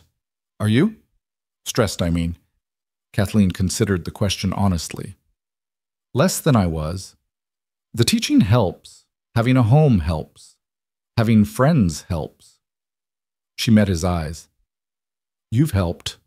More than you know. Zachary's expression intensified, and for a moment Kathleen thought he might say something important, might give voice to the thing that hung unspoken between them. But Caroline chose that moment to return with plates of food, and the opportunity passed. They ate together, the three of them, joined occasionally by other townspeople who stopped to greet Kathleen and admire James. The Harmons came by, as did Mayor Thornton and Reverend Walsh, both praising Kathleen's work at the school. Mrs. Henderson lingered longer than most, making pointed comments about what a lovely family they made and how natural Zachary looked holding a baby. Eleanor, you're being obvious, Caroline finally said, laughing. Leave them alone. I'm just making observations, Mrs. Henderson sniffed. Is it a crime to notice when two people are well suited to each other? After she left, Kathleen and Zachary sat in mortified silence until Caroline burst out laughing. Oh, don't look so scandalized, both of you. The whole town is talking about it anyway. You might as well acknowledge what's obvious to everyone else. And what's obvious? Zachary asked carefully. That you're falling in love with each other, you stubborn fools. Caroline stood, brushing grass from her skirt. Now, I'm going to take James and visit with some of the other ladies. You two need to talk, really talk, without an audience or excuses. Don't waste this. Before either of them could protest, she'd scooped up James and walked away, leaving Kathleen and Zachary alone on the blanket. Around them, the picnic continued, people eating and laughing, children playing, musicians tuning their instruments for the dancing that would start later. But in their small space under the cottonwood, the world narrowed to just the two of them. She's not subtle, my sister, Zachary said finally. No, Kathleen agreed, but she's not wrong either, is she? The words hung between them, heavy with implication. Zachary turned to face her fully, and the expression in his eyes made Kathleen's breath catch. No, he said quietly. She's not wrong. Kathleen, I need to tell you something, and I need you to let me finish before you say anything. Can you do that? Kathleen nodded, her heart hammering. Zachary took a deep breath. When I found you on that prairie, I thought I was just doing my job, helping someone in need the way I've helped dozens of people over the years. But from the first moment I saw you holding that gun, ready to die protecting your son, something shifted in me. Something I thought was dead woke up again. He paused, his jaw working as he searched for words. These past weeks, watching you build a life here, watching you with James and with the children at school, watching you help Caroline heal, I've fallen in love with you, Kathleen. Completely, irrevocably in love. And I know it's too soon. I know you're still grieving your husband. I know I have no right to feel this way, let alone say it. But Caroline's right. We shouldn't waste this. Life's too short and too uncertain to leave important things unsaid. Kathleen's eyes filled with tears. Zachary. Wait, let me finish. He reached for her hand, his grip warm and steady. I'm not asking you to feel the same way. I'm not asking you to make any decisions or promises. I just need you to know that I'm here, that I want to be here. When I hold James, I don't just feel affection for a baby I helped save. I feel like I'm holding my son. When I fix things around your cottage, I'm not just being neighborly. I'm trying to take care of you both in every way I can. And when I see you every evening, the whole rest of my day makes sense because it led to that moment. He stopped, breathing hard, his eyes searching hers. I want to be James's father, Kathleen. I want to be your husband. Not right now. I understand it's too soon, but someday, if you'll have me. If you could ever feel even a fraction of what I feel for you. The tears were flowing freely down Kathleen's cheeks now. Her hand trembled in his. You foolish, wonderful man, she whispered. Don't you know? Haven't you realized? Realized what? That I'm already in love with you too. The words came out in a rush, liberating and terrifying at once. I've been fighting it, feeling guilty about it, telling myself it's too soon and too wrong. But my heart doesn't care about timelines or propriety. My heart chose you weeks ago. Zachary's face transformed, hope and joy and wonder, all mixing together. Kathleen, I loved Thomas, she continued, needing him to understand. I loved him deeply, and I'll always carry that love with me. But he's gone, and I'm still here. James is still here, and we need more than just survival. We need life. We need love. We need you. Are you sure? Zachary's voice was rough with emotion. I need you to be absolutely certain, because once you say yes to this, I'm never letting go. I'll spend the rest of my life trying to be worthy of you and James. I'll protect you, provide for you, love you with everything I have. But I need to know you're sure. Kathleen lifted her free hand to his face, feeling the rough stubble on his jaw, seeing herself reflected in those storm-gray eyes. I'm sure. I'm terrified, and it's too fast and people will talk, but I'm sure. You saved my life, Zachary. Now let me save yours. Let us save each other. He leaned forward slowly, giving her time to pull away if she wanted. But Kathleen didn't pull away. She met him halfway, and when their lips touched, it was gentle and sweet and full of promise. Not a passionate kiss, there would be time for that later, but a kiss that sealed a covenant, that marked a beginning. When they pulled apart, they were both smiling through tears. Around them, the world came back into focus. The sound of children laughing, music starting up, the murmur of conversation. But everything looked different now, brighter somehow, full of possibility. We should probably talk about timing, Zachary said, still holding her hand. Figure out when would be appropriate. Christmas, Kathleen interrupted. I want to marry you at Christmas. That gives us 3 months. Long enough to be somewhat respectable, but not so long that we're being foolish. Christmas, Zachary repeated, testing the word. Then he grinned, that transformative smile she loved. Christmas it is. Will you marry me, Kathleen Morgan? Will you let me be James's father and your husband? Yes, she said simply. Yes to all of it. They sat together under the cottonwood, hands clasped, watching the picnic unfold. Caroline returned eventually with James, took one look at their faces, and burst into delighted tears. She hugged them both fiercely, declaring herself the best matchmaker in Colorado and demanding credit for bringing them together. You sent that telegram, Kathleen accused, suddenly understanding. You're the one who brought Caroline here. Guilty, Caroline admitted cheerfully. Someone had to shake you both out of your noble suffering, and look how well it worked out. The rest of the afternoon passed in a blur of joy. Word spread quickly about the engagement. Mrs. Henderson made sure of that, and people came by to offer congratulations. The children from Kathleen's class were ecstatic, declaring that they'd known all along that Deputy Blackwood would marry their teacher. Mayor Thornton shook Zachary's hand and welcomed him to the ranks of married men. Reverend Walsh offered to perform the ceremony and suggested they start meeting with him weekly for premarital counseling.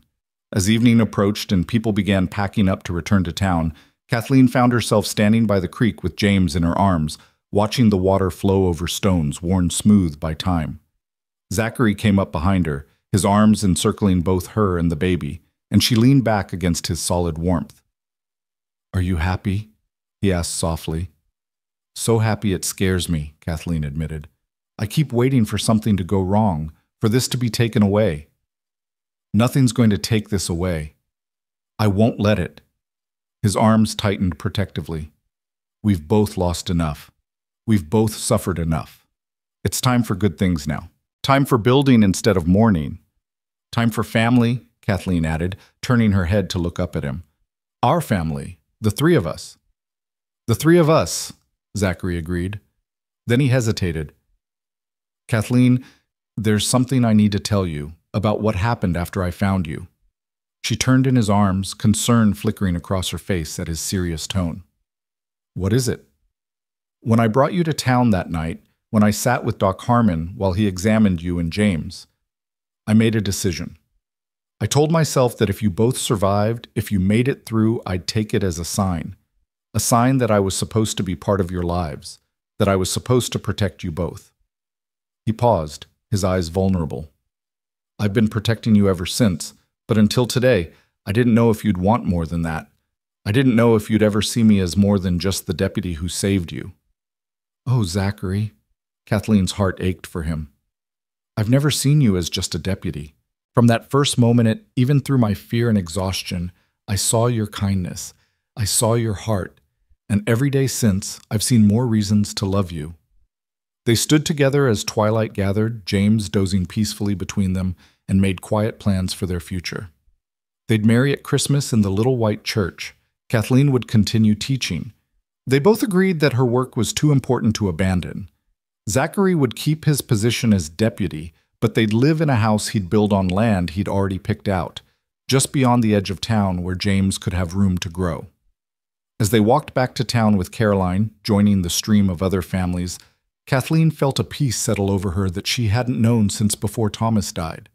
Different than what she'd had with Thomas. This was deeper somehow, forged in survival and loss and understanding. She and Zachary had both been broken by tragedy. Now they were healing each other, building something new from the fragments of their shattered lives. The following weeks brought a flurry of preparation. Word of the engagement spread beyond Silver Creek to neighboring settlements, and letters of congratulation arrived regularly. Kathleen threw herself into teaching with renewed energy, and her students responded with enthusiasm. The schoolhouse became a center of community life, with parents stopping by not just to collect their children, but to discuss lessons and progress. Caroline found her own healing in helping prepare for the wedding.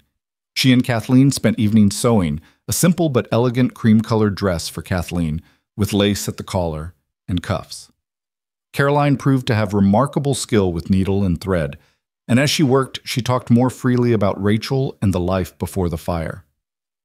"Rachel would have loved you," she said one evening, carefully stitching pearls onto Kathleen's bodice. She always said Zachary needed someone strong enough to match him, someone who wouldn't be intimidated by his size or his silences. "I'm not that strong," Kathleen protested. "I was ready to give up on the prairie if Zachary hadn't found me." "But you didn't give up. You kept walking even when you couldn't walk anymore. You held that gun even though you'd never fired one. You survived." Caroline looked up from her work. "That's the strongest kind of strength there is. And James will grow up knowing that about his mother, knowing that she fought for him with everything she had." "Both his parents fought for him," Kathleen corrected gently. "Zachary might not be his biological father, but he's already his father in every way that matters." Caroline's eyes grew misty. "You're giving my brother something he thought he'd lost forever, the chance to be part of a family again, to have children to love and protect. You have no idea what a gift that is." But Kathleen thought she did, because Zachary was giving her the same gift, a future, a partner, a love that felt both safe and exciting. Someone who understood loss and chose hope anyway. 2 weeks before the wedding, trouble came to Silver Creek. Zachary had been tracking a gang of rustlers who'd been hitting ranches north of town, stealing cattle and horses. The ranchers were getting desperate, and tensions were running high. When word came that the rustlers had been spotted heading toward the Morrison Ranch, the largest spread in the area, Zachary and 2 other deputies rode out to intercept them. Kathleen was in the middle of teaching geography when Caroline burst through the schoolhouse door, her face white. "There's been shooting at the Morrison place. The deputies engaged the rustlers. Zachary's been hit." The world tilted. Kathleen grabbed the desk to steady herself, her vision tunneling. No. Not now. Not when they'd finally found each other. Not when they'd finally begun to heal. "How bad?" she managed to ask. "I don't know. They're bringing him to Doc Harmon's now. I came to get you." Kathleen turned to her students, who were staring with wide, frightened eyes. "Class is dismissed. Go straight home and tell your parents what's happened. Sarah, Samuel, can you please take James to Mrs. Henderson at the boarding house? Tell her what happened and that I'll collect him when I can." The children scattered quickly. Kathleen grabbed her shawl and ran through town with Caroline, her heart pounding so hard she thought it might burst from her chest.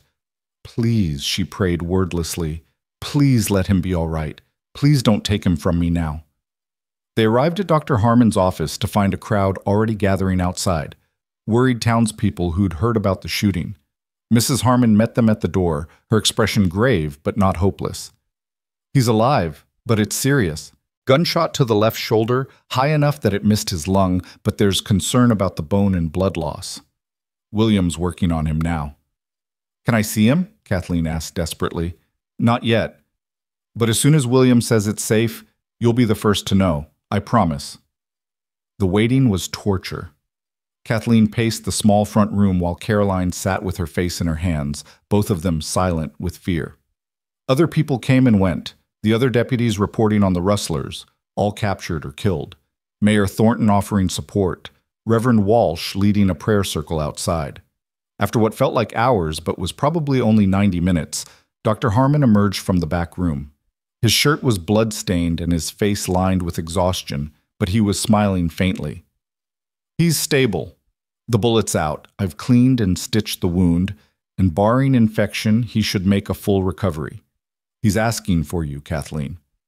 She nearly collapsed with relief. Caroline caught her, and together they followed Dr. Harmon back to the examination room where Zachary lay on a narrow bed, his left shoulder bandaged and his face pale but alert. "Hey," he said weakly when he saw Kathleen. "Sorry for the scare." She wanted to scold him for being reckless, wanted to cry with relief, wanted to kiss him senseless. Instead, she pulled up a chair and took his good hand, holding it between both of hers. "Don't you dare do that to me again. Do you understand? Don't you dare!" "Yes, ma'am," he said, a ghost of his usual smile appearing. "Though to be fair, I didn't exactly plan on getting shot." "What happened?" Carolyn asked from the doorway. "Rustlers had more men than we expected. We went in thinking it was just the 5 we'd been tracking, but they had reinforcements. Got caught in crossfire." He winced as he tried to shift position. "I'm getting too old for this kind of excitement." "You're 32, Kathleen said, torn between exasperation and overwhelming relief. "That's hardly old. Feels old when you've been shot." Dr. Harmon reappeared with a dose of laudanum. "That's enough talking for now. You need rest and quiet. Kathleen, you can sit with him for a bit, but then he needs to sleep. No arguments." After Caroline left and Dr. Harmon returned to the front room, Kathleen sat beside Zachary's bed, still holding his hand. The afternoon light slanted through the window, painting golden bars across the floor. Outside, she could hear the town returning to its normal rhythms, the crisis passing. "I thought I'd lost you," she whispered.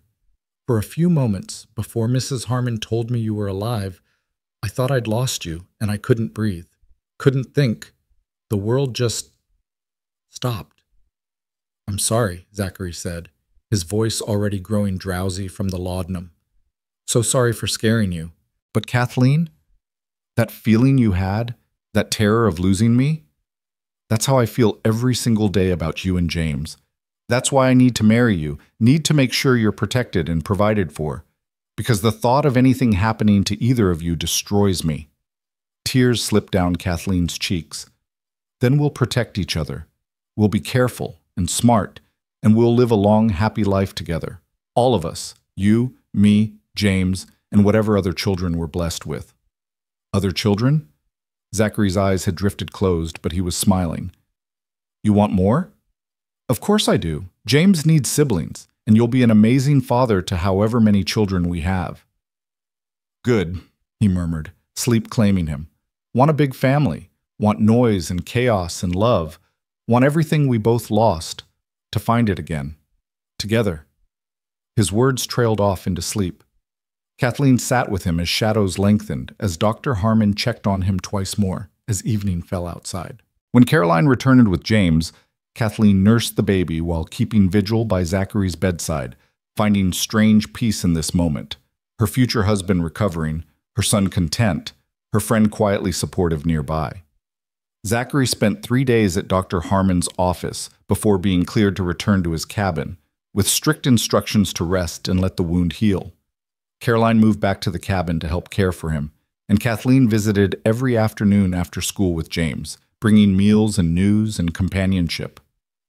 "You're spoiling me," Zachary complained one afternoon, though he was clearly enjoying the attention. "Good, you deserve to be spoiled." Kathleen settled beside him on the porch, James sleeping in her arms.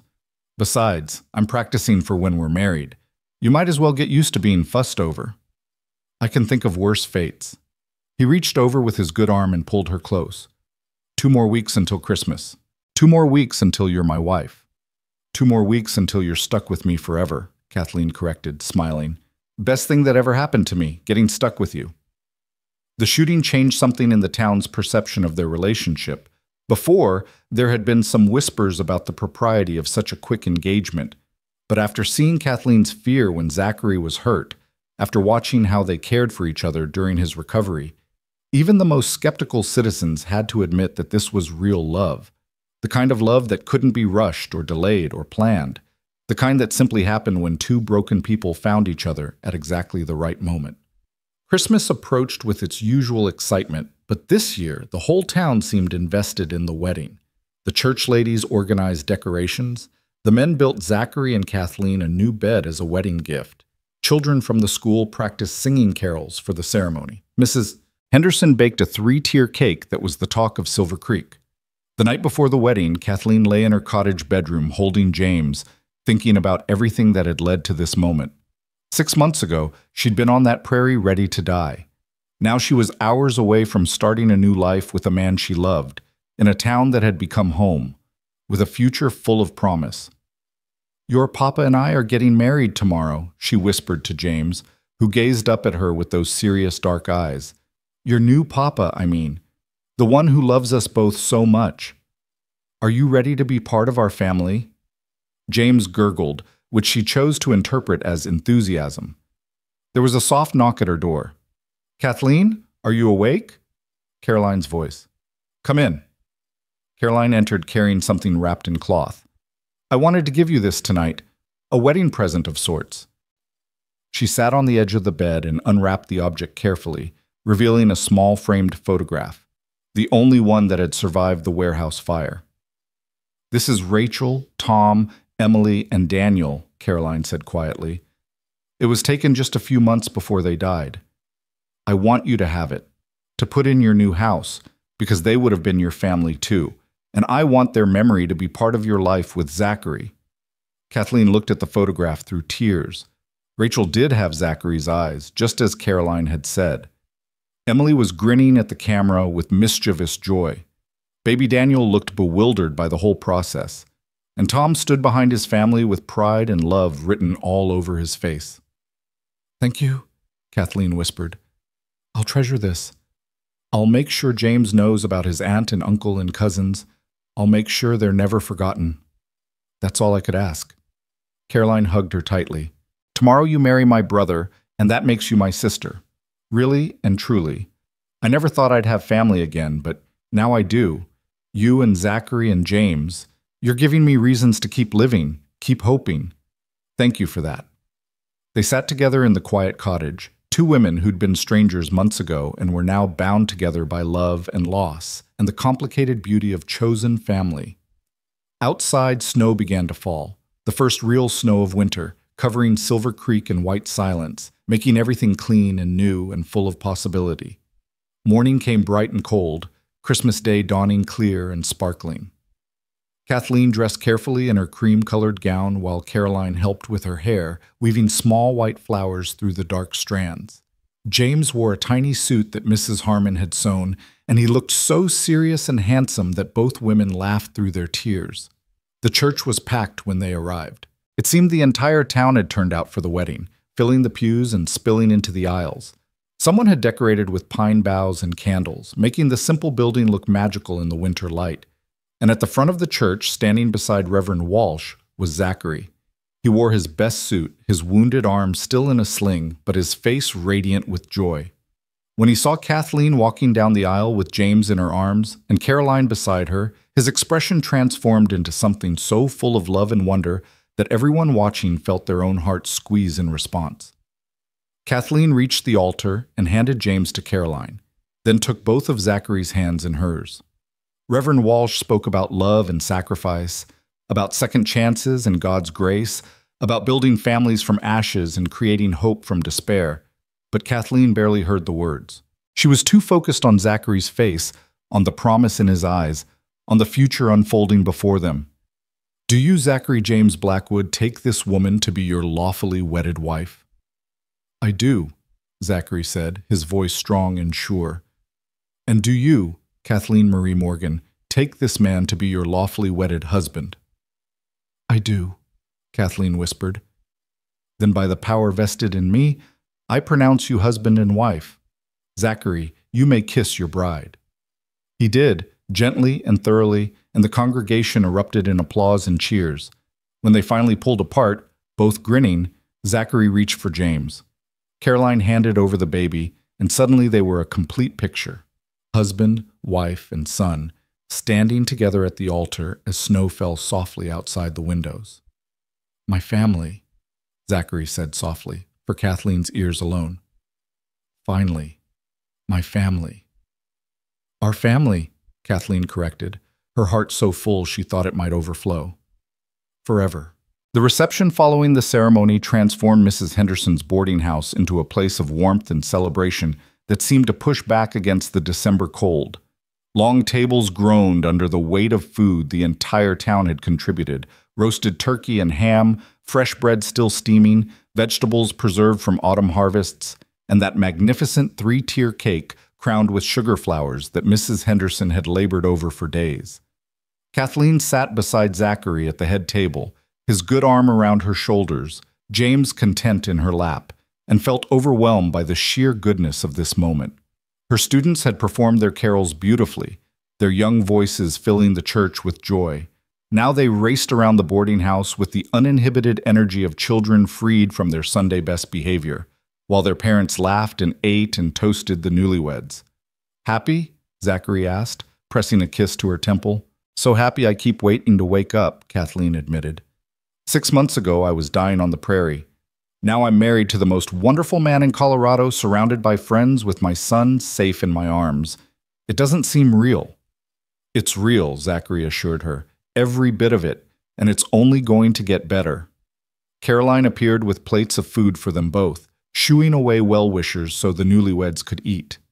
"You need to keep your strength up," she insisted, though her eyes sparkled with mischief. "You've got a long life ahead of you together, starting tonight." Kathleen blushed, but Zachary just laughed. His laughter came more easily these days, she'd noticed. The darkness that had haunted his eyes when they first met had lifted, replaced by something lighter, more hopeful. Healing, she realized. They were all healing together.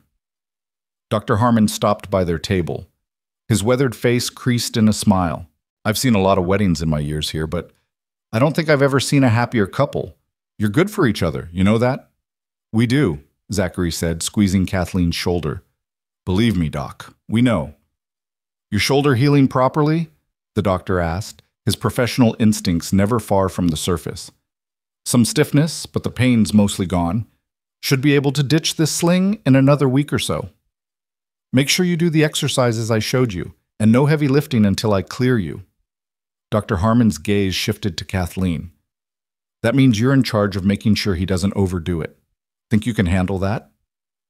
"I'll do my best," Kathleen promised, though she knew from experience that Zachary was stubborn about taking care of himself. Though he's not the easiest patient. "None of the Blackwoods are," Dr. Harmon agreed, with a meaningful look at Caroline, who pretended not to hear. "But that's what makes them interesting." As evening deepened outside and lamps were lit throughout the boarding house, the furniture was pushed back and someone produced a fiddle. Music filled the air, reels and waltzes and square dances that had everyone from the oldest residents to the youngest children participating. Zachary couldn't dance properly with his injured shoulder, but he stood with Kathleen swaying gently to the slower songs. James dozed off between them, creating a small island of intimacy in the midst of the celebration. "I wish Thomas could see this," Kathleen said quietly during one such moment. "I wish he could know that James will be loved and protected, that we found safety after all." Zachary didn't tense at the mention of her late husband, didn't pull away or show any sign of jealousy. Instead, he simply held her closer. "I think he'd be glad you're not alone, that you found someone to help carry the weight." "Do you really believe that?" "I do. If I'd been the one who died and Rachel had survived the fire, I'd want her to find happiness again.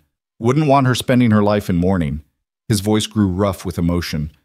"Love doesn't end when someone dies, Kathleen. It just changes shape. You can love Thomas's memory and love me at the same time. There's room in the heart for both." She looked up at him, this man who understood loss so deeply, who offered her permission to grieve and hope simultaneously. "How did you get so wise?" "Hard experience," he said with a slight smile, "and a lot of long nights thinking about what really matters in life." Later, much later, when the party had wound down and most of the guests had departed, Zachary and Kathleen prepared to leave for their new home. It wasn't the grand house Zachary had spoken of building. That would come in spring when the weather permitted construction. For now, they'd made do with his cabin, expanded slightly and furnished with donations from the generous townsfolk of Silver Creek. Caroline had spent the previous week transforming the place, adding curtains and rugs and small touches that made it feel like a home rather than just a bachelor's dwelling. She'd insisted on staying at the boarding house for the first few weeks of their marriage to give them privacy, though both Kathleen and Zachary had protested that she was welcome to remain. "You need time to be a family," Caroline had insisted. "Just the three of you. I'll visit often, and I'll be back to help with James whenever you need me. But these first weeks, they're important. They're when you figure out how to be together." Now, as they bundled James into warm blankets and prepared for the short ride to the cabin, Mrs. Henderson pressed packages into Kathleen's hands. "Food for tomorrow, so you don't have to cook. And some other things you might need." She winked, leaving no doubt what those other things might be, and Kathleen's face flamed. The ride through town was quiet, Silver Creek tucked in for the night under its blanket of snow. A few windows still glowed with lamplight, and smoke rose from chimneys into the cold, clear sky. Stars blazed overhead, so many and so bright that they seemed close enough to touch. Zachary's cabin sat at the edge of town, backed by a stand of pine trees that provided shelter from the prairie winds.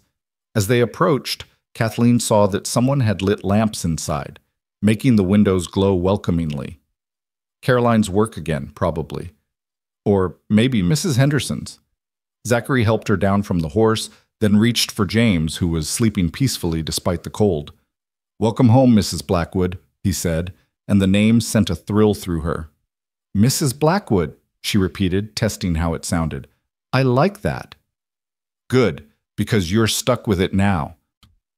He managed to unlock the door one-handed and pushed it open, revealing the transformed interior. Caroline had outdone herself.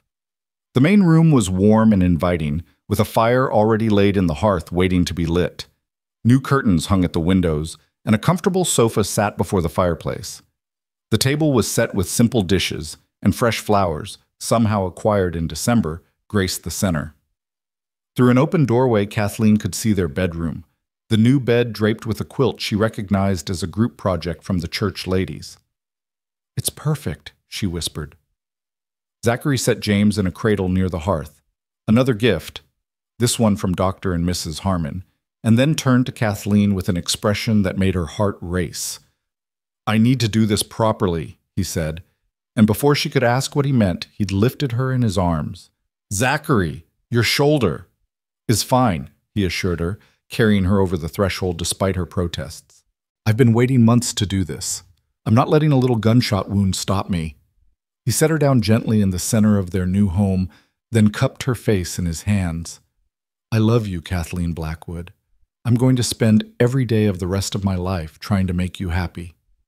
"You already make me happy," she said, tears pricking her eyes yet again. She seemed to cry at everything these days. Happiness, gratitude, love, all of it spilling over in tears. "You make me happier than I ever thought I could be again." He kissed her then, not the chaste kiss from the ceremony, but something deeper, more passionate, full of promise and desire and commitment. Kathleen melted into it, her arms going around his neck, and for a long moment there was nothing but the two of them and the overwhelming rightness of being together. When they finally pulled apart, both breathing hard, Zachary rested his forehead against hers. "We should check on James, get him settled properly, and you're probably exhausted from the day."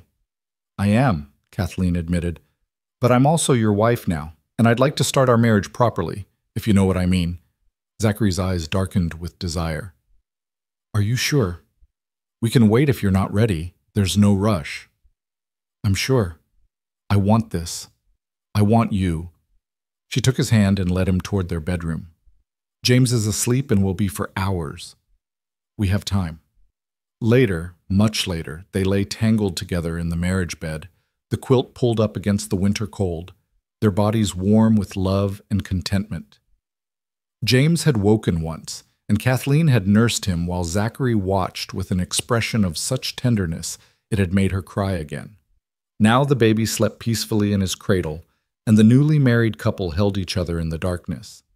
Tell me something I don't know about you, Kathleen said softly, her head on Zachary's chest, listening to the steady beat of his heart. Like what? Anything. I want to know everything. We have the rest of our lives, but I want to start learning now. Zachary was quiet for a moment, his hand stroking her hair. All right. When I was 8 years old, I wanted to be a teacher. My father laughed at me, said it wasn't proper work for a man. But I loved books, loved learning. Still do, actually, though I don't get much time to read these days. I didn't know that, Kathleen said, delighted by this glimpse into his past. What changed? What made you become a lawman instead? My father died when I was 14, killed by a drunk who shot him over a card game. After that, I couldn't stand the thought of injustice going unpunished. Became a deputy as soon as I was old enough, and I've been wearing a badge ever since. His voice grew heavy. Sometimes I wonder what my life would have been like if I'd followed that first dream instead. You still could, Kathleen said, propping herself up on one elbow to look at him. Not give up being a deputy necessarily, but maybe teach too. There are always boys who need guidance, who need someone to show them that strength and learning aren't mutually exclusive. Zachary smiled, tucking a strand of her hair behind her ear. Maybe someday. For now, I'm content with being a husband and father. Learning how to do those jobs well will take all my concentration. You're already wonderful at both, Kathleen assured him. The way you are with James, the way you look at him, he's going to grow up knowing he's loved. That's the most important thing a father can give. I want more children with you, Zachary said suddenly, his hand moving to rest on her flat stomach. I want to fill this house with noise and chaos and love. I want James to have brothers and sisters.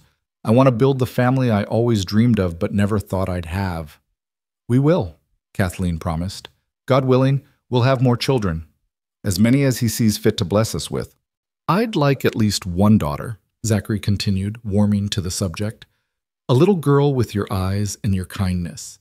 We could name her after my mother, Elizabeth. Sarah Elizabeth, maybe. What do you think? I think Sarah Elizabeth is a beautiful name, Kathleen said, moved by his enthusiasm. And I hope we're blessed with her someday soon. They talked long into the night, making plans and sharing dreams, building the foundation of their life together with words and promises and love. Outside, the snow continued to fall, blanketing Silver Creek in silence. Inside the warm cabin, a family slept, a deputy and a teacher and an infant son who would grow up knowing nothing but safety and love. The weeks following the wedding established new patterns and rhythms for the Blackwood household. Kathleen returned to teaching after a brief honeymoon of 3 days, bringing James with her to the schoolhouse as she'd always done. But now she returned each evening to a home where Zachary waited, where dinner was shared and days were discussed, and small domestic pleasures were savored. Zachary's shoulder healed slowly but steadily, and by mid-January, Dr. Harmon pronounced him fit for duty again. The first time he went on patrol after his recovery, Kathleen found herself anxious in a way she hadn't expected. She watched the clock, counted the hours, and didn't relax until she saw him ride back into town at sunset, safe and whole. You worried about me, he observed that evening, pulling her into his arms. Of course I worried. You were shot less than 2 months ago, and now you're back out there where it could happen again. It's my job, Kathleen. It's what I do. I know, and I'm not asking you to stop, I'm just asking you to be careful, to remember that you have people who need you to come home safely. He kissed her forehead. I'll remember. Every single day I'll remember. Caroline became a regular fixture in their lives, visiting several times a week to help with James and simply to be near family. She and Kathleen grew closer, their friendship deepening into something that felt sisterly and genuine. They spent evenings sewing while Zachary read aloud from whatever book he'd borrowed from the small-town library. Charles Dickens was a current favorite, and they were working their way through David Copperfield with great enjoyment. You read beautifully, Caroline told her brother one evening. You should have been a teacher. You would have been wonderful at it. Maybe in another life, Zachary said, but he looked pleased by the compliment. In February, 2 significant events occurred almost simultaneously. The first was that Caroline received a letter from an orphanage in Denver, asking if she'd be interested in a teaching position working with children who'd lost their parents. The director had heard about her from Reverend Walsh, who'd taken it upon himself to write on her behalf. They want someone who understands loss, Caroline explained, reading the letter aloud at dinner one evening. Someone who can connect with children dealing with grief and trauma. The Reverend apparently told them about Rachel's family, about how I've been helping with James and finding purpose again. "What do you want to do?"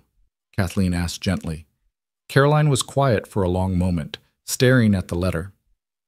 A year ago, even 6 months ago, I would have said no immediately. The thought of being around children who'd lost everything would have been too painful, but now, she looked up, her eyes bright with possibility. Now I think maybe that's exactly what I'm meant to do. To take what I've learned from my own pain and use it to help others. "It's dangerous," Zachary said, his protective instincts evident. "Denver's a rough town, and you'd be alone there." "I wouldn't be alone. The orphanage provides housing, and I'd be surrounded by staff and children. And Zach, I need this. I need to know that Rachel and Tom and the children, that their deaths meant something, that some good came from all that loss." "Then you should go," Kathleen said firmly, ignoring Zachary's sharp look.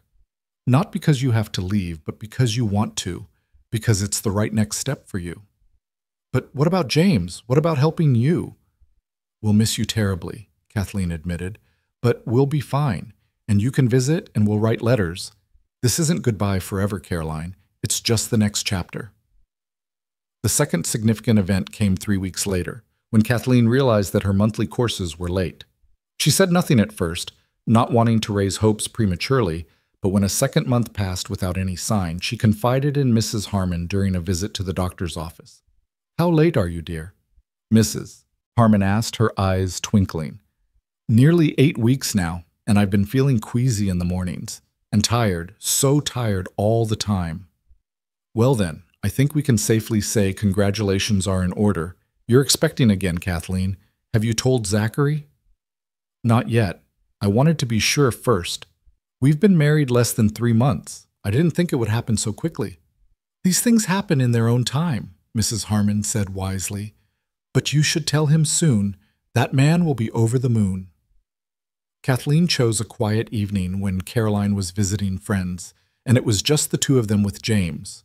She waited until after dinner, after James had been put down for the night, when they were sitting together on the sofa before the fire. "Zachary, I have something to tell you." He looked up from the report he'd been writing, immediately alert to the serious tone in her voice. "What is it? Are you all right?" "I'm fine. Better than fine, actually." She took his hand and placed it on her stomach. "We're going to have another baby. I'm expecting Zachary, our child." For a moment, he simply stared at her, as if the words hadn't quite registered. Then understanding dawned, and his face transformed with joy so pure it took her breath away. "A baby? We're having a baby?" "Yes." Mrs. Harmon confirmed it today. "I'm about 2 months along, which means the baby should arrive in late September or early October."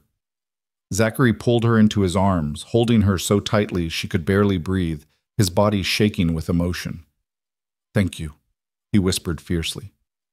"Thank you for giving me this. For giving us this." "We're giving it to each other," Kathleen corrected, tears streaming down her own face. "This is our child, Zachary, yours and mine together." He pulled back enough to look at her, his hands framing her face.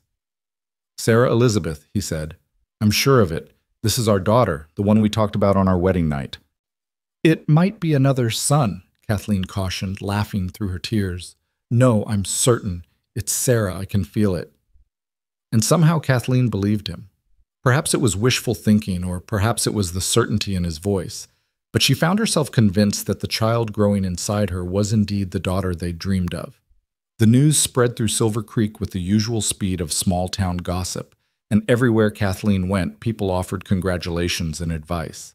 Some of the older women warned her about working too hard while expecting, but Kathleen continued teaching, knowing that her students needed her and that the work gave her purpose and fulfillment. Caroline delayed her departure for Denver when she heard the news, insisting on staying through the summer to help with James and prepare for the new baby. "I want to meet my niece," she said firmly, when Zachary tried to tell her she didn't need to postpone her new position. "I want to hold her and love her before I go to Denver. The orphanage will understand." Spring came slowly to Colorado that year, winter reluctant to release its grip. But eventually the snow melted, the prairie grass began to green, and wildflowers dotted the landscape with color. Zachary began construction on the larger house he'd promised, working on it during his off-duty hours with help from other men in town. It rose slowly on the plot of land he'd chosen, a gentle rise with a view of the plains in one direction and the town in the other. "This is where our children will grow up," he told Kathleen one Sunday afternoon as they walked the construction site, James toddling between them, holding both their hands. "This is where we'll build our life." The house was taking shape beautifully, larger than the cabin, with separate bedrooms for the children, a proper kitchen, and a front porch where they could sit and watch the sunset. Kathleen could picture it all so clearly. James and Sarah playing in the yard, perhaps more children to come. Herself and Zachary growing old together in this place they were building with their own hands and hopes. In May, Caroline finally left for Denver. The departure was tearful, with promises to write weekly and visit as often as possible. She held James for a long time, whispering things to him that no one else could hear, then embraced Kathleen carefully, mindful of the pregnancy that was now visibly evident. "Take care of my brother," she told Kathleen, "and take care of yourself and those babies. I'll be back before Sarah arrives, I promise." "You'd better be," Kathleen replied, hugging her fiercely. "She's going to need her Aunt Caroline." Watching Caroline ride away in the stagecoach, Kathleen felt Zachary's arm come around her shoulders.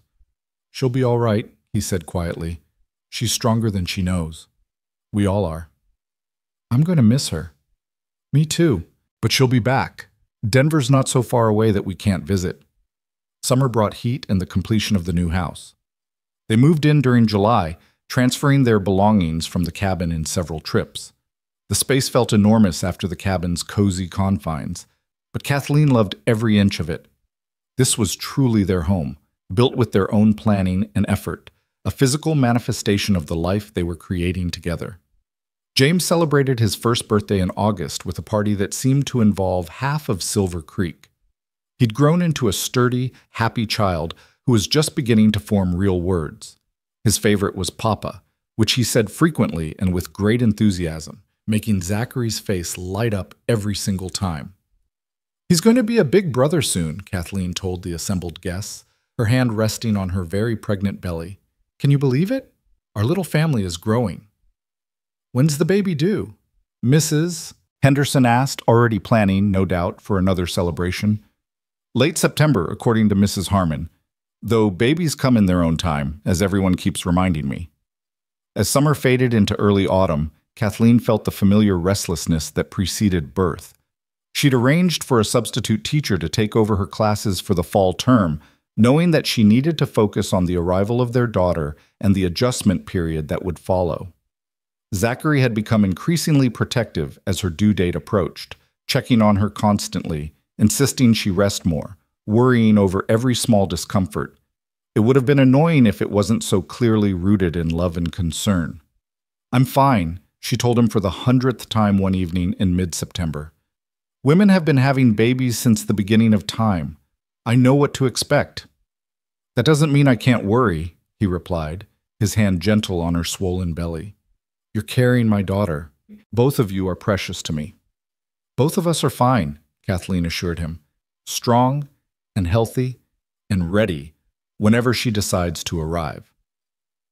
Sarah Elizabeth Blackwood decided to arrive during a rainstorm 3 days later. Kathleen's labor started just after midnight, and by dawn the contractions were coming strong and fast. Dr. Harmon was summoned along with Mrs. Harmon and Mrs. Henderson, while Zachary paced the hallway outside the bedroom, looking like he might pass out from anxiety. "This is normal," Mrs. Henderson told him, taking pity on the worried father. "Labor takes time. Go check on James. Make yourself useful. We'll call you when there's news." But Zachary couldn't stay away. He kept returning to the bedroom door, listening to the sounds from within, his face pale with worry. When Kathleen cried out during a particularly strong contraction, he tried to force his way in, only to be physically blocked by Mrs. Henderson's surprisingly strong grip. "You'll only make things worse," she said firmly. "Let the doctor work. Your wife is strong. She'll get through this." Hours passed. The rain continued to fall, drumming on the roof, washing the world clean. James woke and was taken to the Harmon's house to be out of the way. And finally, just as afternoon was shading into evening, a baby's cry pierced the air, strong, healthy, indignant at being thrust into the world. The bedroom door opened. Dr. Harmon stood there, tired but smiling. "You have a daughter, Zachary. A perfect, beautiful daughter. And Kathleen is fine, exhausted, but fine. You can come in now." Zachary didn't walk into that room. He practically ran. Kathleen lay in their bed, looking pale and sweaty and absolutely radiant, holding a tiny bundle wrapped in blankets. When she saw him, her face lit up with a smile that went straight to his heart. "Meet your daughter," she said softly. "Meet Sarah Elizabeth." Zachary approached slowly, almost reverently, as if afraid he might break the spell. When he looked down at the baby in Kathleen's arms, he felt something in his chest crack open completely. She was tiny, impossibly tiny, with a shock of dark hair and a face scrunched up in newborn displeasure. Her tiny hand waved in the air, and without thinking, Zachary offered his finger. Immediately, impossibly small fingers wrapped around it and held on tight. "She's perfect," he whispered, his voice breaking. "She's absolutely perfect." "She has your eyes," Kathleen said. "Look, you can already tell. They're going to be gray like yours." And it was true.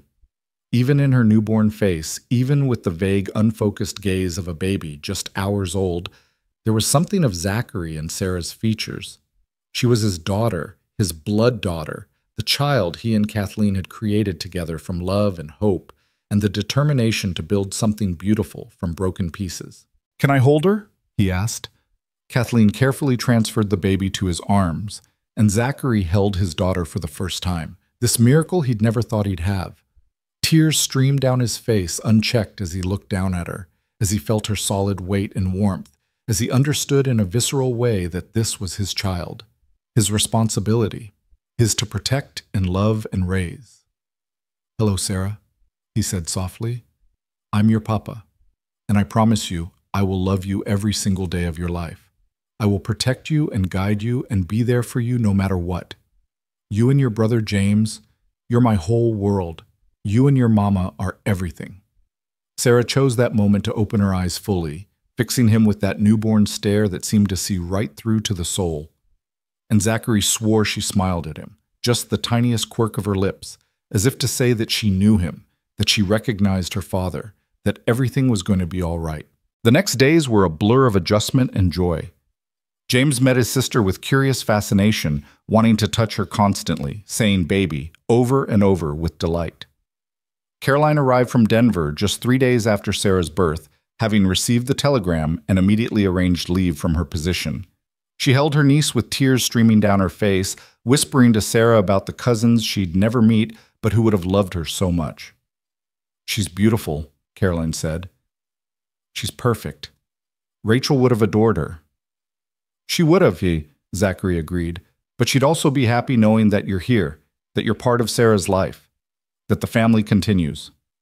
Town visitors streamed through for weeks, bringing gifts and meals and congratulations. The school children drew pictures for their teacher's new baby. Mrs. Henderson knit tiny booties and blankets. The Harmons doted on both mother and child, checking on them daily. And through it all, Zachary moved in a state of wonder and gratitude, unable to quite believe that this was his life now. A wife he loved completely. A son who called him Papa with absolute trust. A daughter whose existence still felt miraculous. A sister who'd returned to him, healed and whole. A home they'd built together. A community that had welcomed them all. One evening, when Sarah was 3 weeks old, Zachary sat on the porch of their new house holding his daughter, while James played at his feet and Kathleen sat beside him with her head on his shoulder. The sun was setting over the prairie, painting the sky in those familiar shades of gold and crimson, and everything felt impossibly right. "What are you thinking about?" Kathleen asked softly. "About second chances," Zachary replied. "About how I found you dying on that trail and thought I was just doing my job. About how wrong I was." "What were you really doing?" "Saving myself," he said simply. "I just didn't know it at the time. When I found you, when I decided to help you, that was the moment I chose to live again instead of just existing. You saved me as much as I saved you, Kathleen. maybe more. She lifted her head to kiss him gently. Then we saved each other. And we built this life together, this beautiful, improbable life. Our family. Our family, Zachary echoed, looking at James, at Sarah sleeping peacefully in his arms, at Kathleen beside him. God, I love you all so much. We love you too, Kathleen whispered. We love you too. The sun dipped below the horizon and stars began to emerge in the darkening sky. Inside the house, lamps would soon need to be lit. Dinner would need to be prepared. The children would need to be put to bed. All the ordinary rituals of family life awaited them. But for now, in this perfect moment, they simply sat together watching the day end and the night begin. A family forged from loss and love, whole and complete and home at last. The months following Sarah's birth brought a contentment to the Blackwood household that felt almost surreal in its completeness. Kathleen returned to teaching in January, bringing both James and Sarah to the schoolhouse with her. The children in her class had become experts at tiptoeing during lessons when the baby was sleeping, and the older girls competed for the privilege of holding Sarah during their lunch breaks. Your classroom is more like a family than a school, Reverend Walsh observed one afternoon when he stopped by to discuss curriculum. It's remarkable what you've built here. Children learn better when they feel safe and loved, Kathleen replied, watching as Tommy Peterson carefully showed James how to form his letters on a slate board. And they learn compassion by seeing it practiced. Having the babies here teaches them as much as any lesson I could give. Spring arrived with its usual promise of renewal, and with it came a letter from Caroline that changed everything. Kathleen was grading papers at the kitchen table while Zachary played with the children on the floor when she opened the envelope and began to read.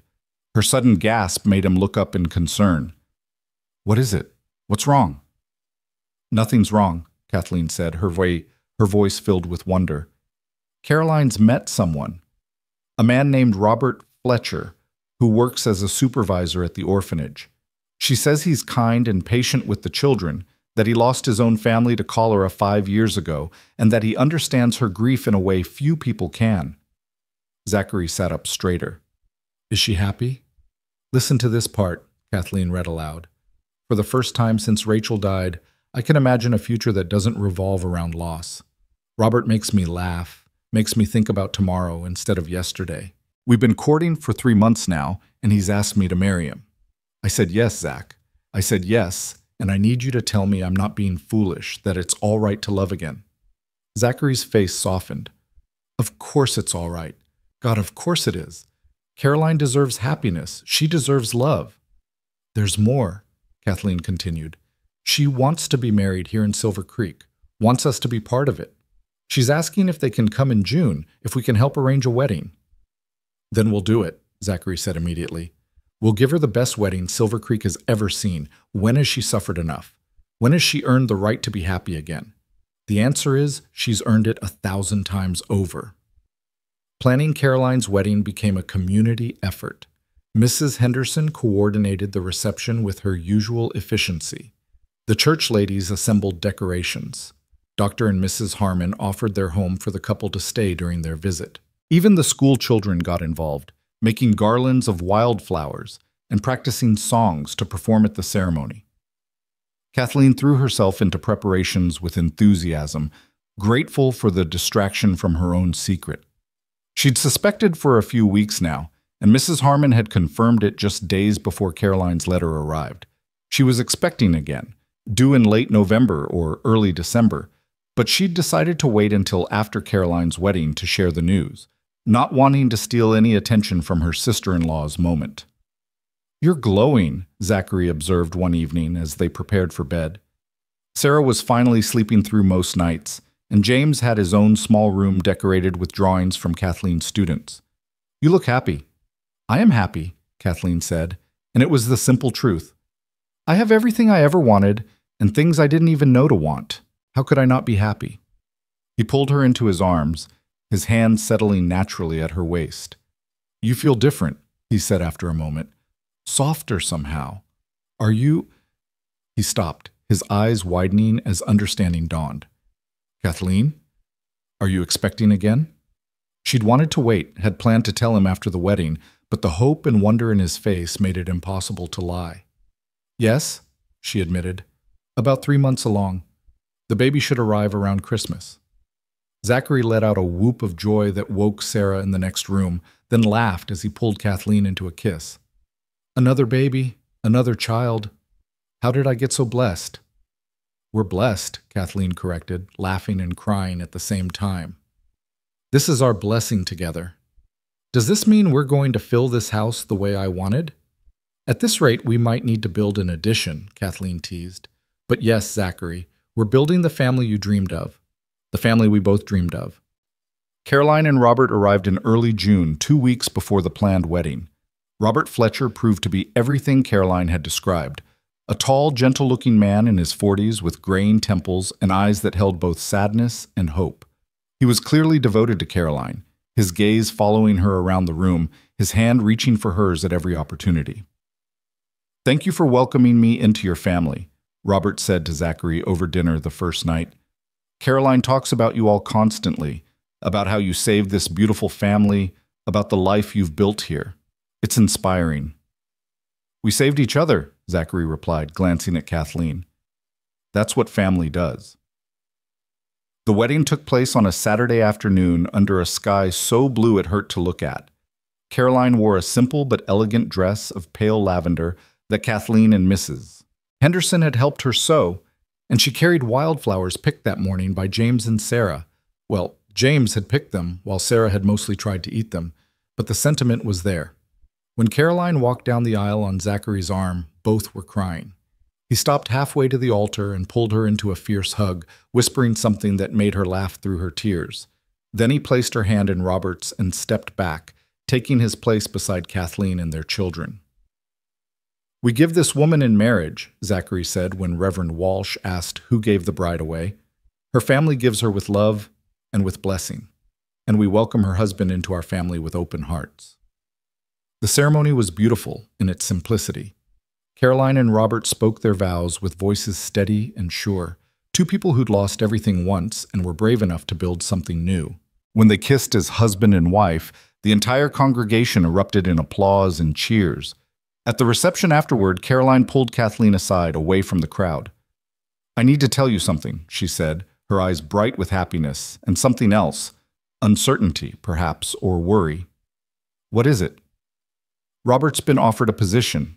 A better position, with more responsibility and better pay. But it's in San Francisco, not Denver. We'd be leaving Colorado entirely, moving to California." Kathleen felt her heart squeeze. San Francisco was so far away, weeks of travel by train and stage. "When?" "After our honeymoon. We'd leave in August." Carolyn gripped Kathleen's hands. "I don't want to go. I don't want to leave you and Zach and the children. You're my family. But this is Robert's dream, and I want to support him the way you support Zachary." "Then you should go," Kathleen said, though the words hurt to say. "You should go and be happy and build your life with your husband. That's what marriage is about, building a life together, wherever that leads." "But I'll miss everything. I'll miss watching James and Sarah grow up. I'll miss—" Caroline stopped, her gaze dropping to Kathleen's stomach. "You're expecting again, aren't you? I can tell, and I won't be here to help with the baby." "No, you'll be in California building your own family," Kathleen said firmly.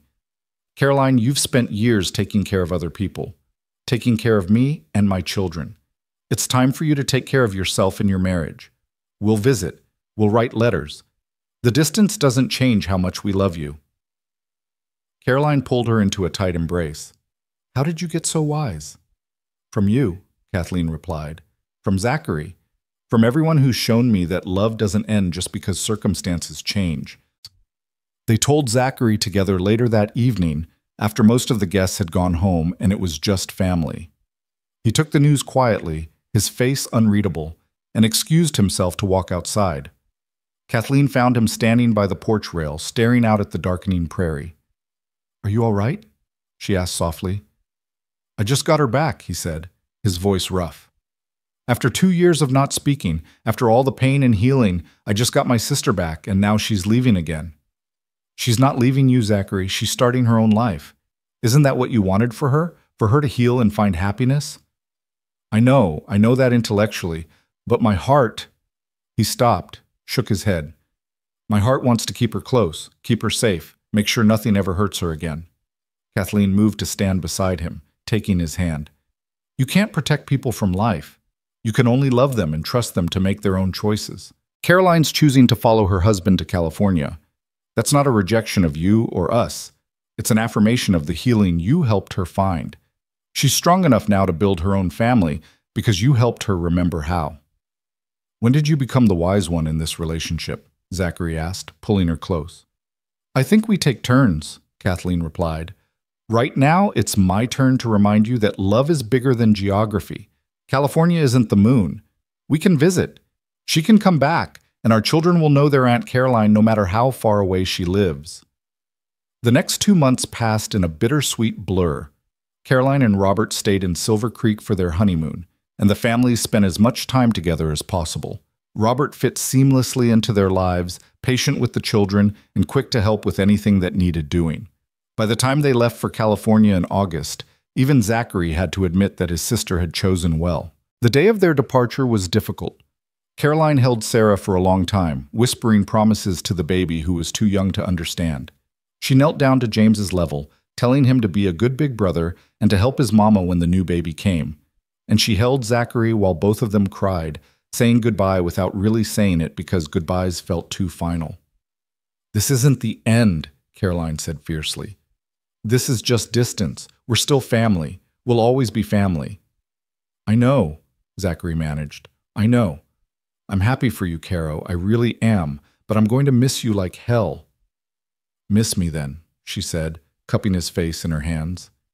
Miss me, and write to me, and remember that I love you, that I'm grateful for you, that you gave me back my life when I thought it was over. They watched the stage pull away, Caroline waving from the window until they couldn't see her anymore. That night, Zachary was quiet, processing his emotions in the way he did. Internally, carefully, with the same methodical approach he brought to his deputy work. Kathleen let him be, understanding that some grief needed to be carried alone before it could be shared. But later, when they were in bed and the children were asleep, he finally spoke. I'm glad she found happiness. I'm glad she has Robert and a new life ahead of her. But I hate that healing means distance. I hate that the people we love keep leaving. Not everyone leaves, Kathleen said softly. I'm still here. James and Sarah are here. The baby I'm carrying is here. We're your family, Zachary, and we're not going anywhere. Promise me, he said urgently, turning to face her. Promise me you'll never leave, that no matter what happens, we'll face it together. I promise, she said without hesitation, for better or worse, in sickness and health, as long as we both shall live. Remember? We made those vows, and I meant every word. I'm yours, Zachary Blackwood, yours and our children's, forever. He held her close that night, and Kathleen felt the tension gradually leave his body as he allowed himself to believe her promise. In the morning, he seemed more settled, more at peace with Caroline's departure. And in the days that followed, he threw himself into preparing for the new baby with an enthusiasm that made Kathleen laugh. We already have 2 children, she reminded him as he built yet another cradle, this one more elaborate than the previous ones. We know how to do this. But each baby is different, he insisted. This one deserves their own special things, their own welcome into the world. The autumn brought changes to Silver Creek beyond the Blackwood household. Mayor Thornton announced his retirement, and the town held elections for a new mayor. To everyone's surprise, including his own, Zachary was nominated and ultimately elected by a wide margin. He tried to refuse, claiming his deputy duties kept him busy enough, but the town wouldn't hear of it. You're respected here, Dr. Harmon told him bluntly. You're fair and honest, and you genuinely care about people. Those are qualities this town needs in a leader. But what about my work as deputy? I can't do both jobs. So train someone new, the doctor replied.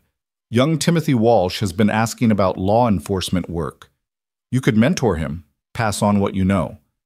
That's what good leaders do. They build up others to take their place. Kathleen watched her husband wrestle with the decision, understanding his reluctance. Being a deputy was who he'd been for so long, how he defined himself. But finally, after much discussion and prayer, he accepted the position of mayor and began training Timothy Walsh to take over his deputy duties. I feel like I'm losing part of my identity, he admitted to Kathleen one evening. You're not losing it, she corrected. You're evolving it. You'll still be protecting this town, still helping people. You're just doing it from a different position now.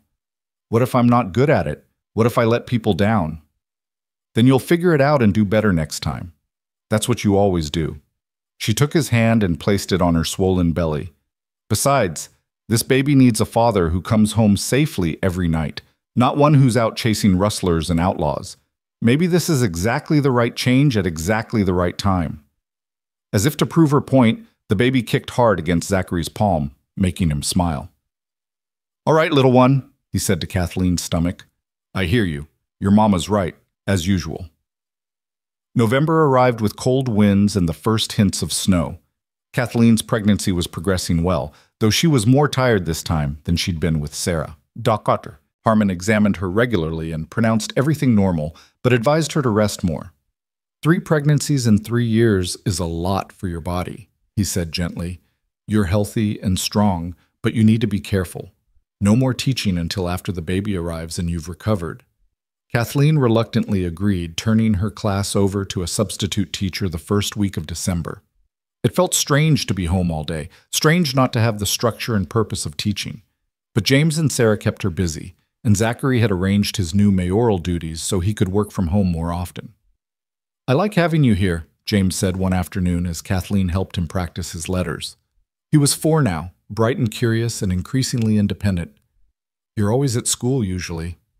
Well, I'm here now, Kathleen assured him, and when the baby comes, I'll be home even more. You and Sarah will have to help me take care of your new brother or sister. I hope it's a brother, James declared. Boys are better than girls. Your sister might disagree with that, Kathleen laughed. Sarah, now 14 months old and toddling everywhere with determined enthusiasm, had definitely inherited her father's stubborn streak. The baby arrived 2 weeks before Christmas, on a cold, clear night when stars blazed overhead like diamonds scattered across black velvet. This labor was faster than Sarah's had been, and by dawn Kathleen held another daughter in her arms, small and perfect, with a surprising amount of dark hair and lungs that could wake the entire household.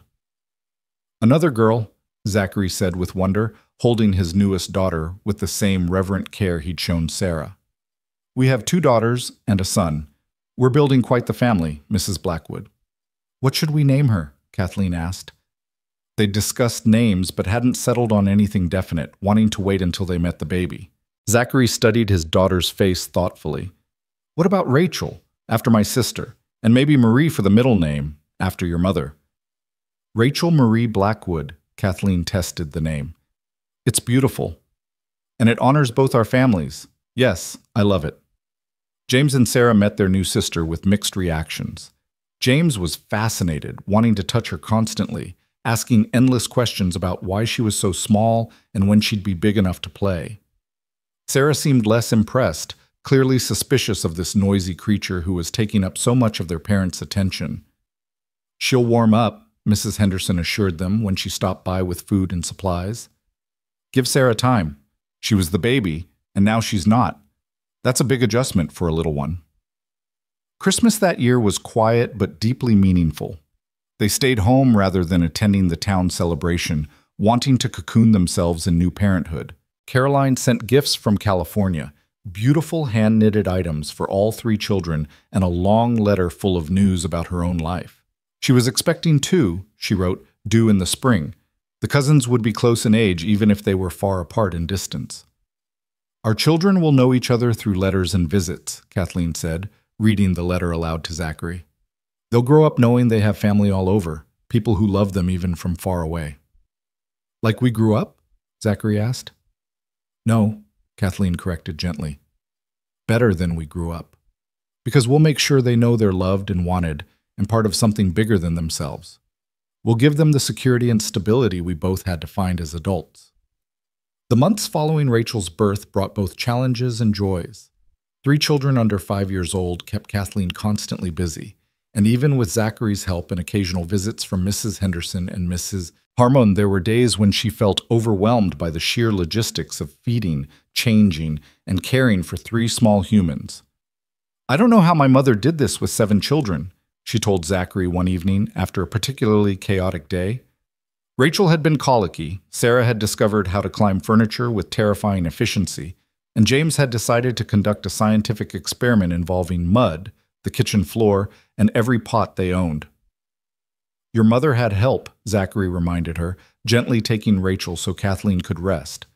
And more importantly, she had days just like this one, days where everything was chaos and nothing went right. That's just parenthood. Is this what you imagined when you said you wanted a big family? Kathleen asked, only half joking. Absolutely, Zachary replied, and he was completely sincere. This noise, this chaos, this beautiful, exhausting mess, this is exactly what I wanted. This is life, Kathleen. Real, messy, imperfect life. And I love every minute of it. As Rachel grew from infant to baby and Sarah adjusted to being a middle child, Kathleen slowly returned to teaching. She arranged for Mrs. Henderson to watch Rachel during school hours, while Sarah stayed at home with a rotation of town ladies who'd volunteered to help. James attended his mother's school now, sitting in the front row and taking his lessons very seriously. The pattern of their days became a comfortable rhythm. Mornings were for school and work, afternoons for family time, evenings for the small domestic rituals that bound them together, dinner around the table, baths for the children, bedtime stories read by Zachary in his deep, gentle voice, and finally, precious quiet moments when he and Kathleen could simply be together. Do you ever regret it? Zachary asked one such evening. They were sitting on their porch watching the sun set, as had become their habit. The children were finally asleep, and the house was blessedly quiet.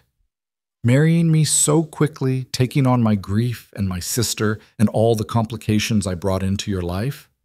Kathleen turned to look at him, this man who'd saved her life and then given her a new one. His gray eyes were uncertain in the fading light, vulnerable in a way he rarely allowed himself to be. Never, she said firmly, not for a single moment. Zachary, you gave me everything, a home, a family, a purpose, a love I'd thought I'd lost forever. You gave James a father and our daughters a life full of security and joy. How could I ever regret that?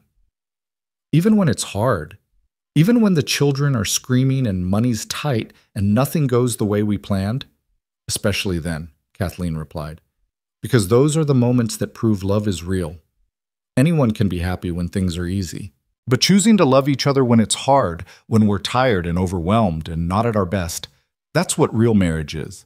And ours is very, very real. He pulled her close, and they sat in comfortable silence as stars began to emerge overhead. From inside the house came a small cry, Rachel waking from a dream probably, and both of them sighed but smiled. I'll get her, Zachary said, starting to rise. No, let me, Kathleen countered. You got up with her twice last night. Rock, paper, scissors for it? They played, and Zachary won, which meant Kathleen had to go tend to Rachel. But as she walked inside, she looked back to see her husband still sitting on the porch, his face tilted up to the stars, an expression of contentment on his face that made her heart full. The years passed in this way, measured not by grand events, but by small moments. James lost his first tooth and started reading chapter books with voracious enthusiasm. Sarah developed a stubborn independence that frequently clashed with parental authority, but that Kathleen recognized as strength in formation. Rachel proved to be the most social of the three children, always wanting to be wherever people were, charming everyone she met with her ready smile. Letters from Caroline arrived regularly, full of news about her growing family. She'd had 3 children in quick succession, 2 boys and a girl, and from her descriptions her household was just as chaotic as the Blackwoods. Robert was doing well in his work, and Caroline had started a small school at their church in San Francisco, teaching children whose parents couldn't afford regular schooling. She's happy, Kathleen observed after reading one particularly long letter aloud. Really, genuinely happy. You can hear it in the way she writes. I'm glad, Zachary said, and meant it. I miss her, but I'm glad she found her place. In the summer of 1877, 4 years after their wedding, unexpected news arrived that would test the strength they'd built together. Zachary came home from town hall looking troubled, and Kathleen knew immediately that something was wrong. What is it? She asked, setting aside the mending she'd been working on. There's been trouble in Denver. The territorial marshal is asking for experienced lawmen to help with a situation involving organized crime, They've specifically requested me because of my years as deputy and my reputation. He sat heavily in his chair. They want me to go for at least 3 months, maybe longer. Kathleen felt her stomach drop. 3 months without Zachary. 3 months of managing the children and the house and her teaching alone. 3 months of worry, wondering if he was safe. "Do you want to go?" she asked carefully. "Part of me does," he admitted. "The part that misses the excitement of law work, that wants to feel useful in that way again. But the bigger part, the part that matters, wants to stay here with you and the children. I don't want to leave you, Kathleen. Not for 3 months. Not for 3 days." "But they need you," Kathleen said slowly, thinking it through. "And you're good at what you do. You could make a real difference in Denver. At what cost? Missing months of our children's lives? Leaving you to carry everything alone?" Kathleen moved to kneel in front of his chair, taking his hands in hers. "Zachary, when you found me on that prairie, you were a deputy. That work is part of who you are. If this is something you feel called to do, something that matters, then I'll support you. We'll manage. The children and I will be fine." "Are you sure?" "No," she admitted honestly. "I'm terrified of being without you, terrified something might happen to you in Denver. But I'm also sure that our marriage is strong enough to survive 3 months apart. And I'm sure that you need to know you can still do this work, that you didn't lose that part of yourself when you became mayor and husband and father." They talked late into the night, weighing options and concerns. Finally, Zachary agreed to go, but with conditions. He'd take the assignment, but limit it to 2 months, not 3. He'd write every week, and he'd come home immediately if there was any emergency with Kathleen or the children. The day he left for Denver was one of the hardest of Kathleen's life. James, now 6 and old enough to understand, tried to be brave but cried when his father hugged him goodbye. Sarah, 4 years old and her father's shadow, refused to let go until Zachary gently pried her arms from around his neck. Rachel, just 2, didn't fully grasp what was happening but cried because everyone else was crying. 2 months, Zachary said, holding Kathleen close one last time. "I'll be back in 2 months. And I'll write every chance I get." "Stay safe," Kathleen whispered.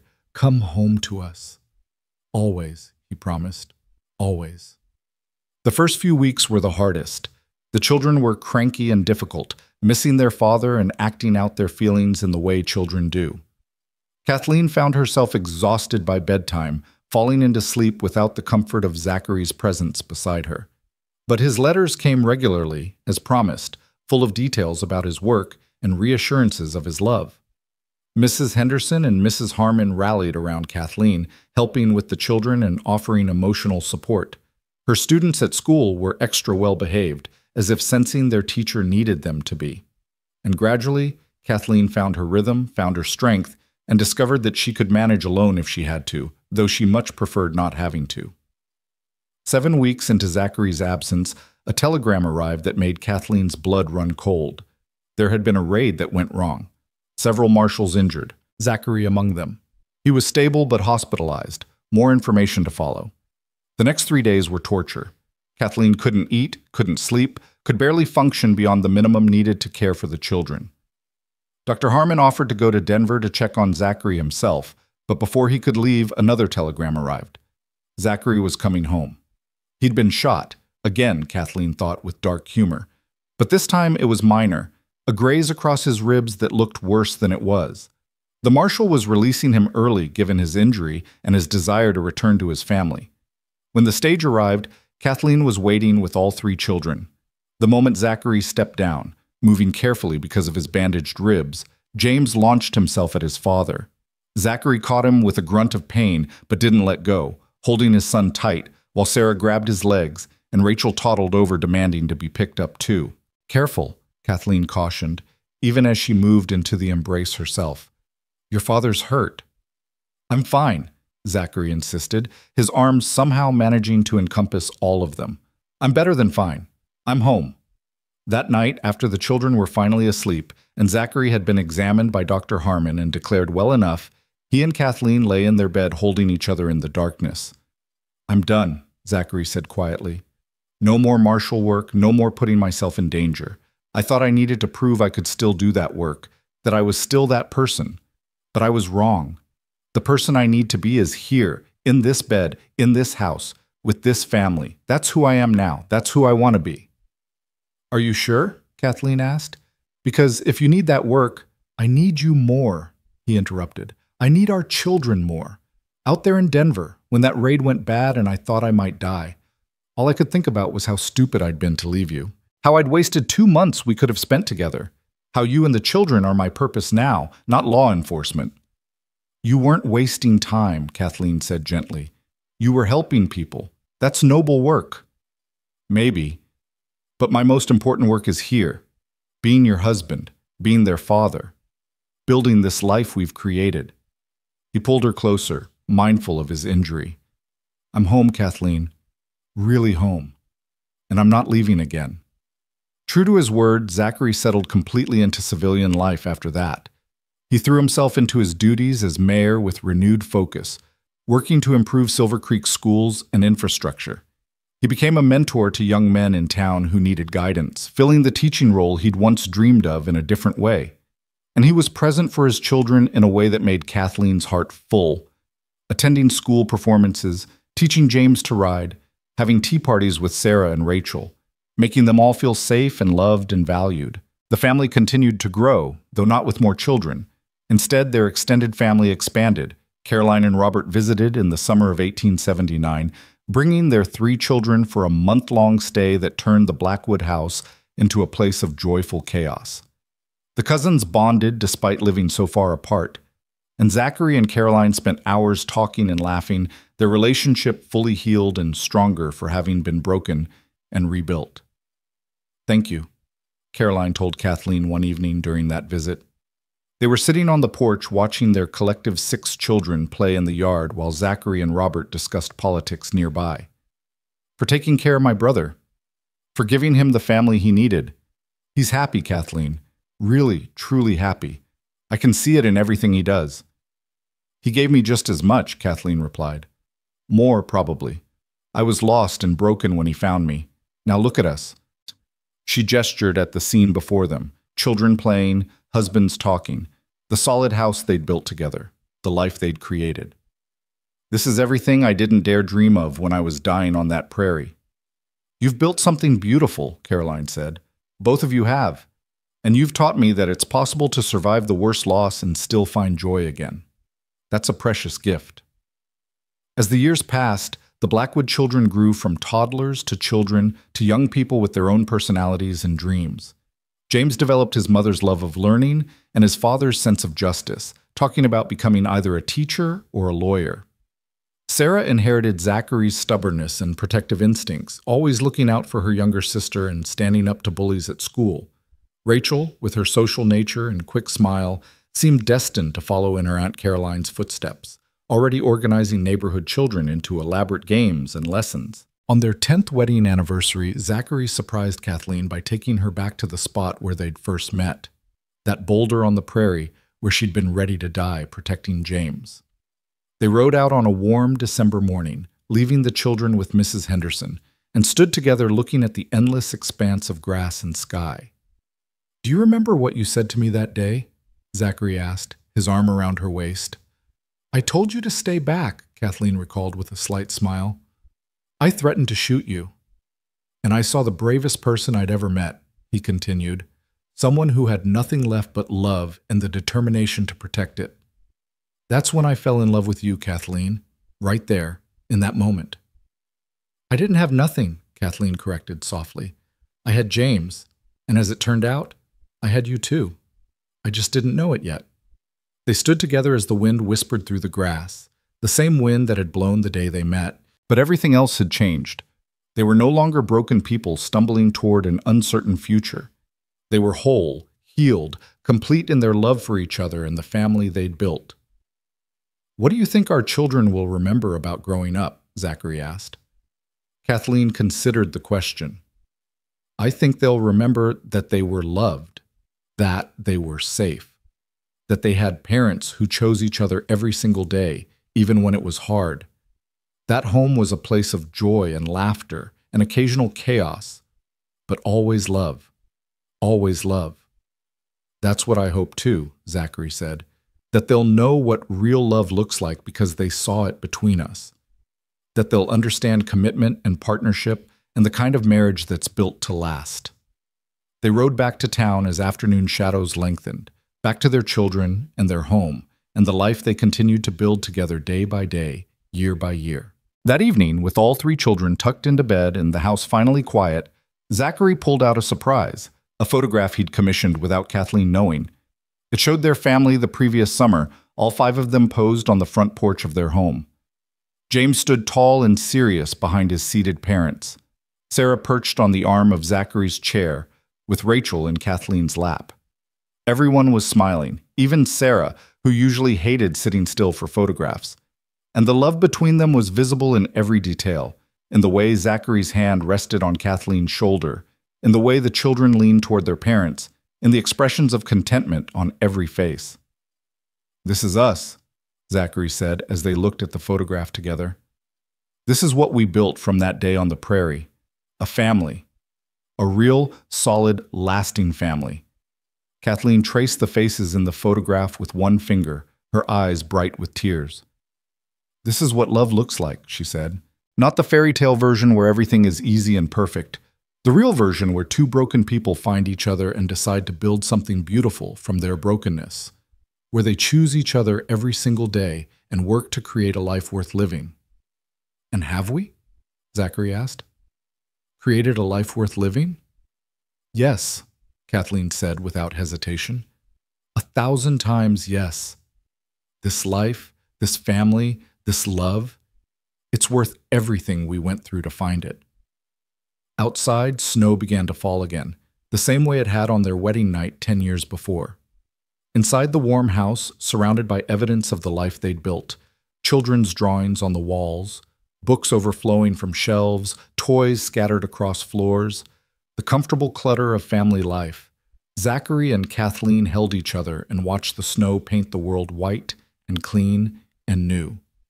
They'd both lost so much before finding each other. Thomas and Rachel's family, dreams and plans, the lives they'd expected to live. But from that loss had come something precious and unexpected. A second chance. A chance to love again, to hope again, to build again. And they'd taken that chance and created something that honored both what they'd lost and what they'd found. The deputy and the widow, who'd met on a dusty trail under a dying sun, had become the mayor and the teacher, the father and mother, the husband and wife. They'd taken their brokenness and forged it into wholeness. They'd taken their grief and transformed it into joy. They'd taken a moment of desperate salvation and turned it into a lifetime of love. Their story wouldn't be written in history books or remembered beyond Silver Creek and the people whose lives they touched. But it would live on in their children and their children's children, in the values they passed down and the love they modeled.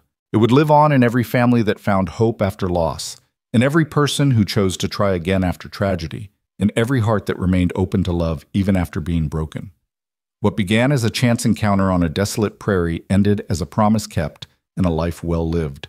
Love had found its way home, just as it always does for those brave enough to seek it and strong enough to hold on.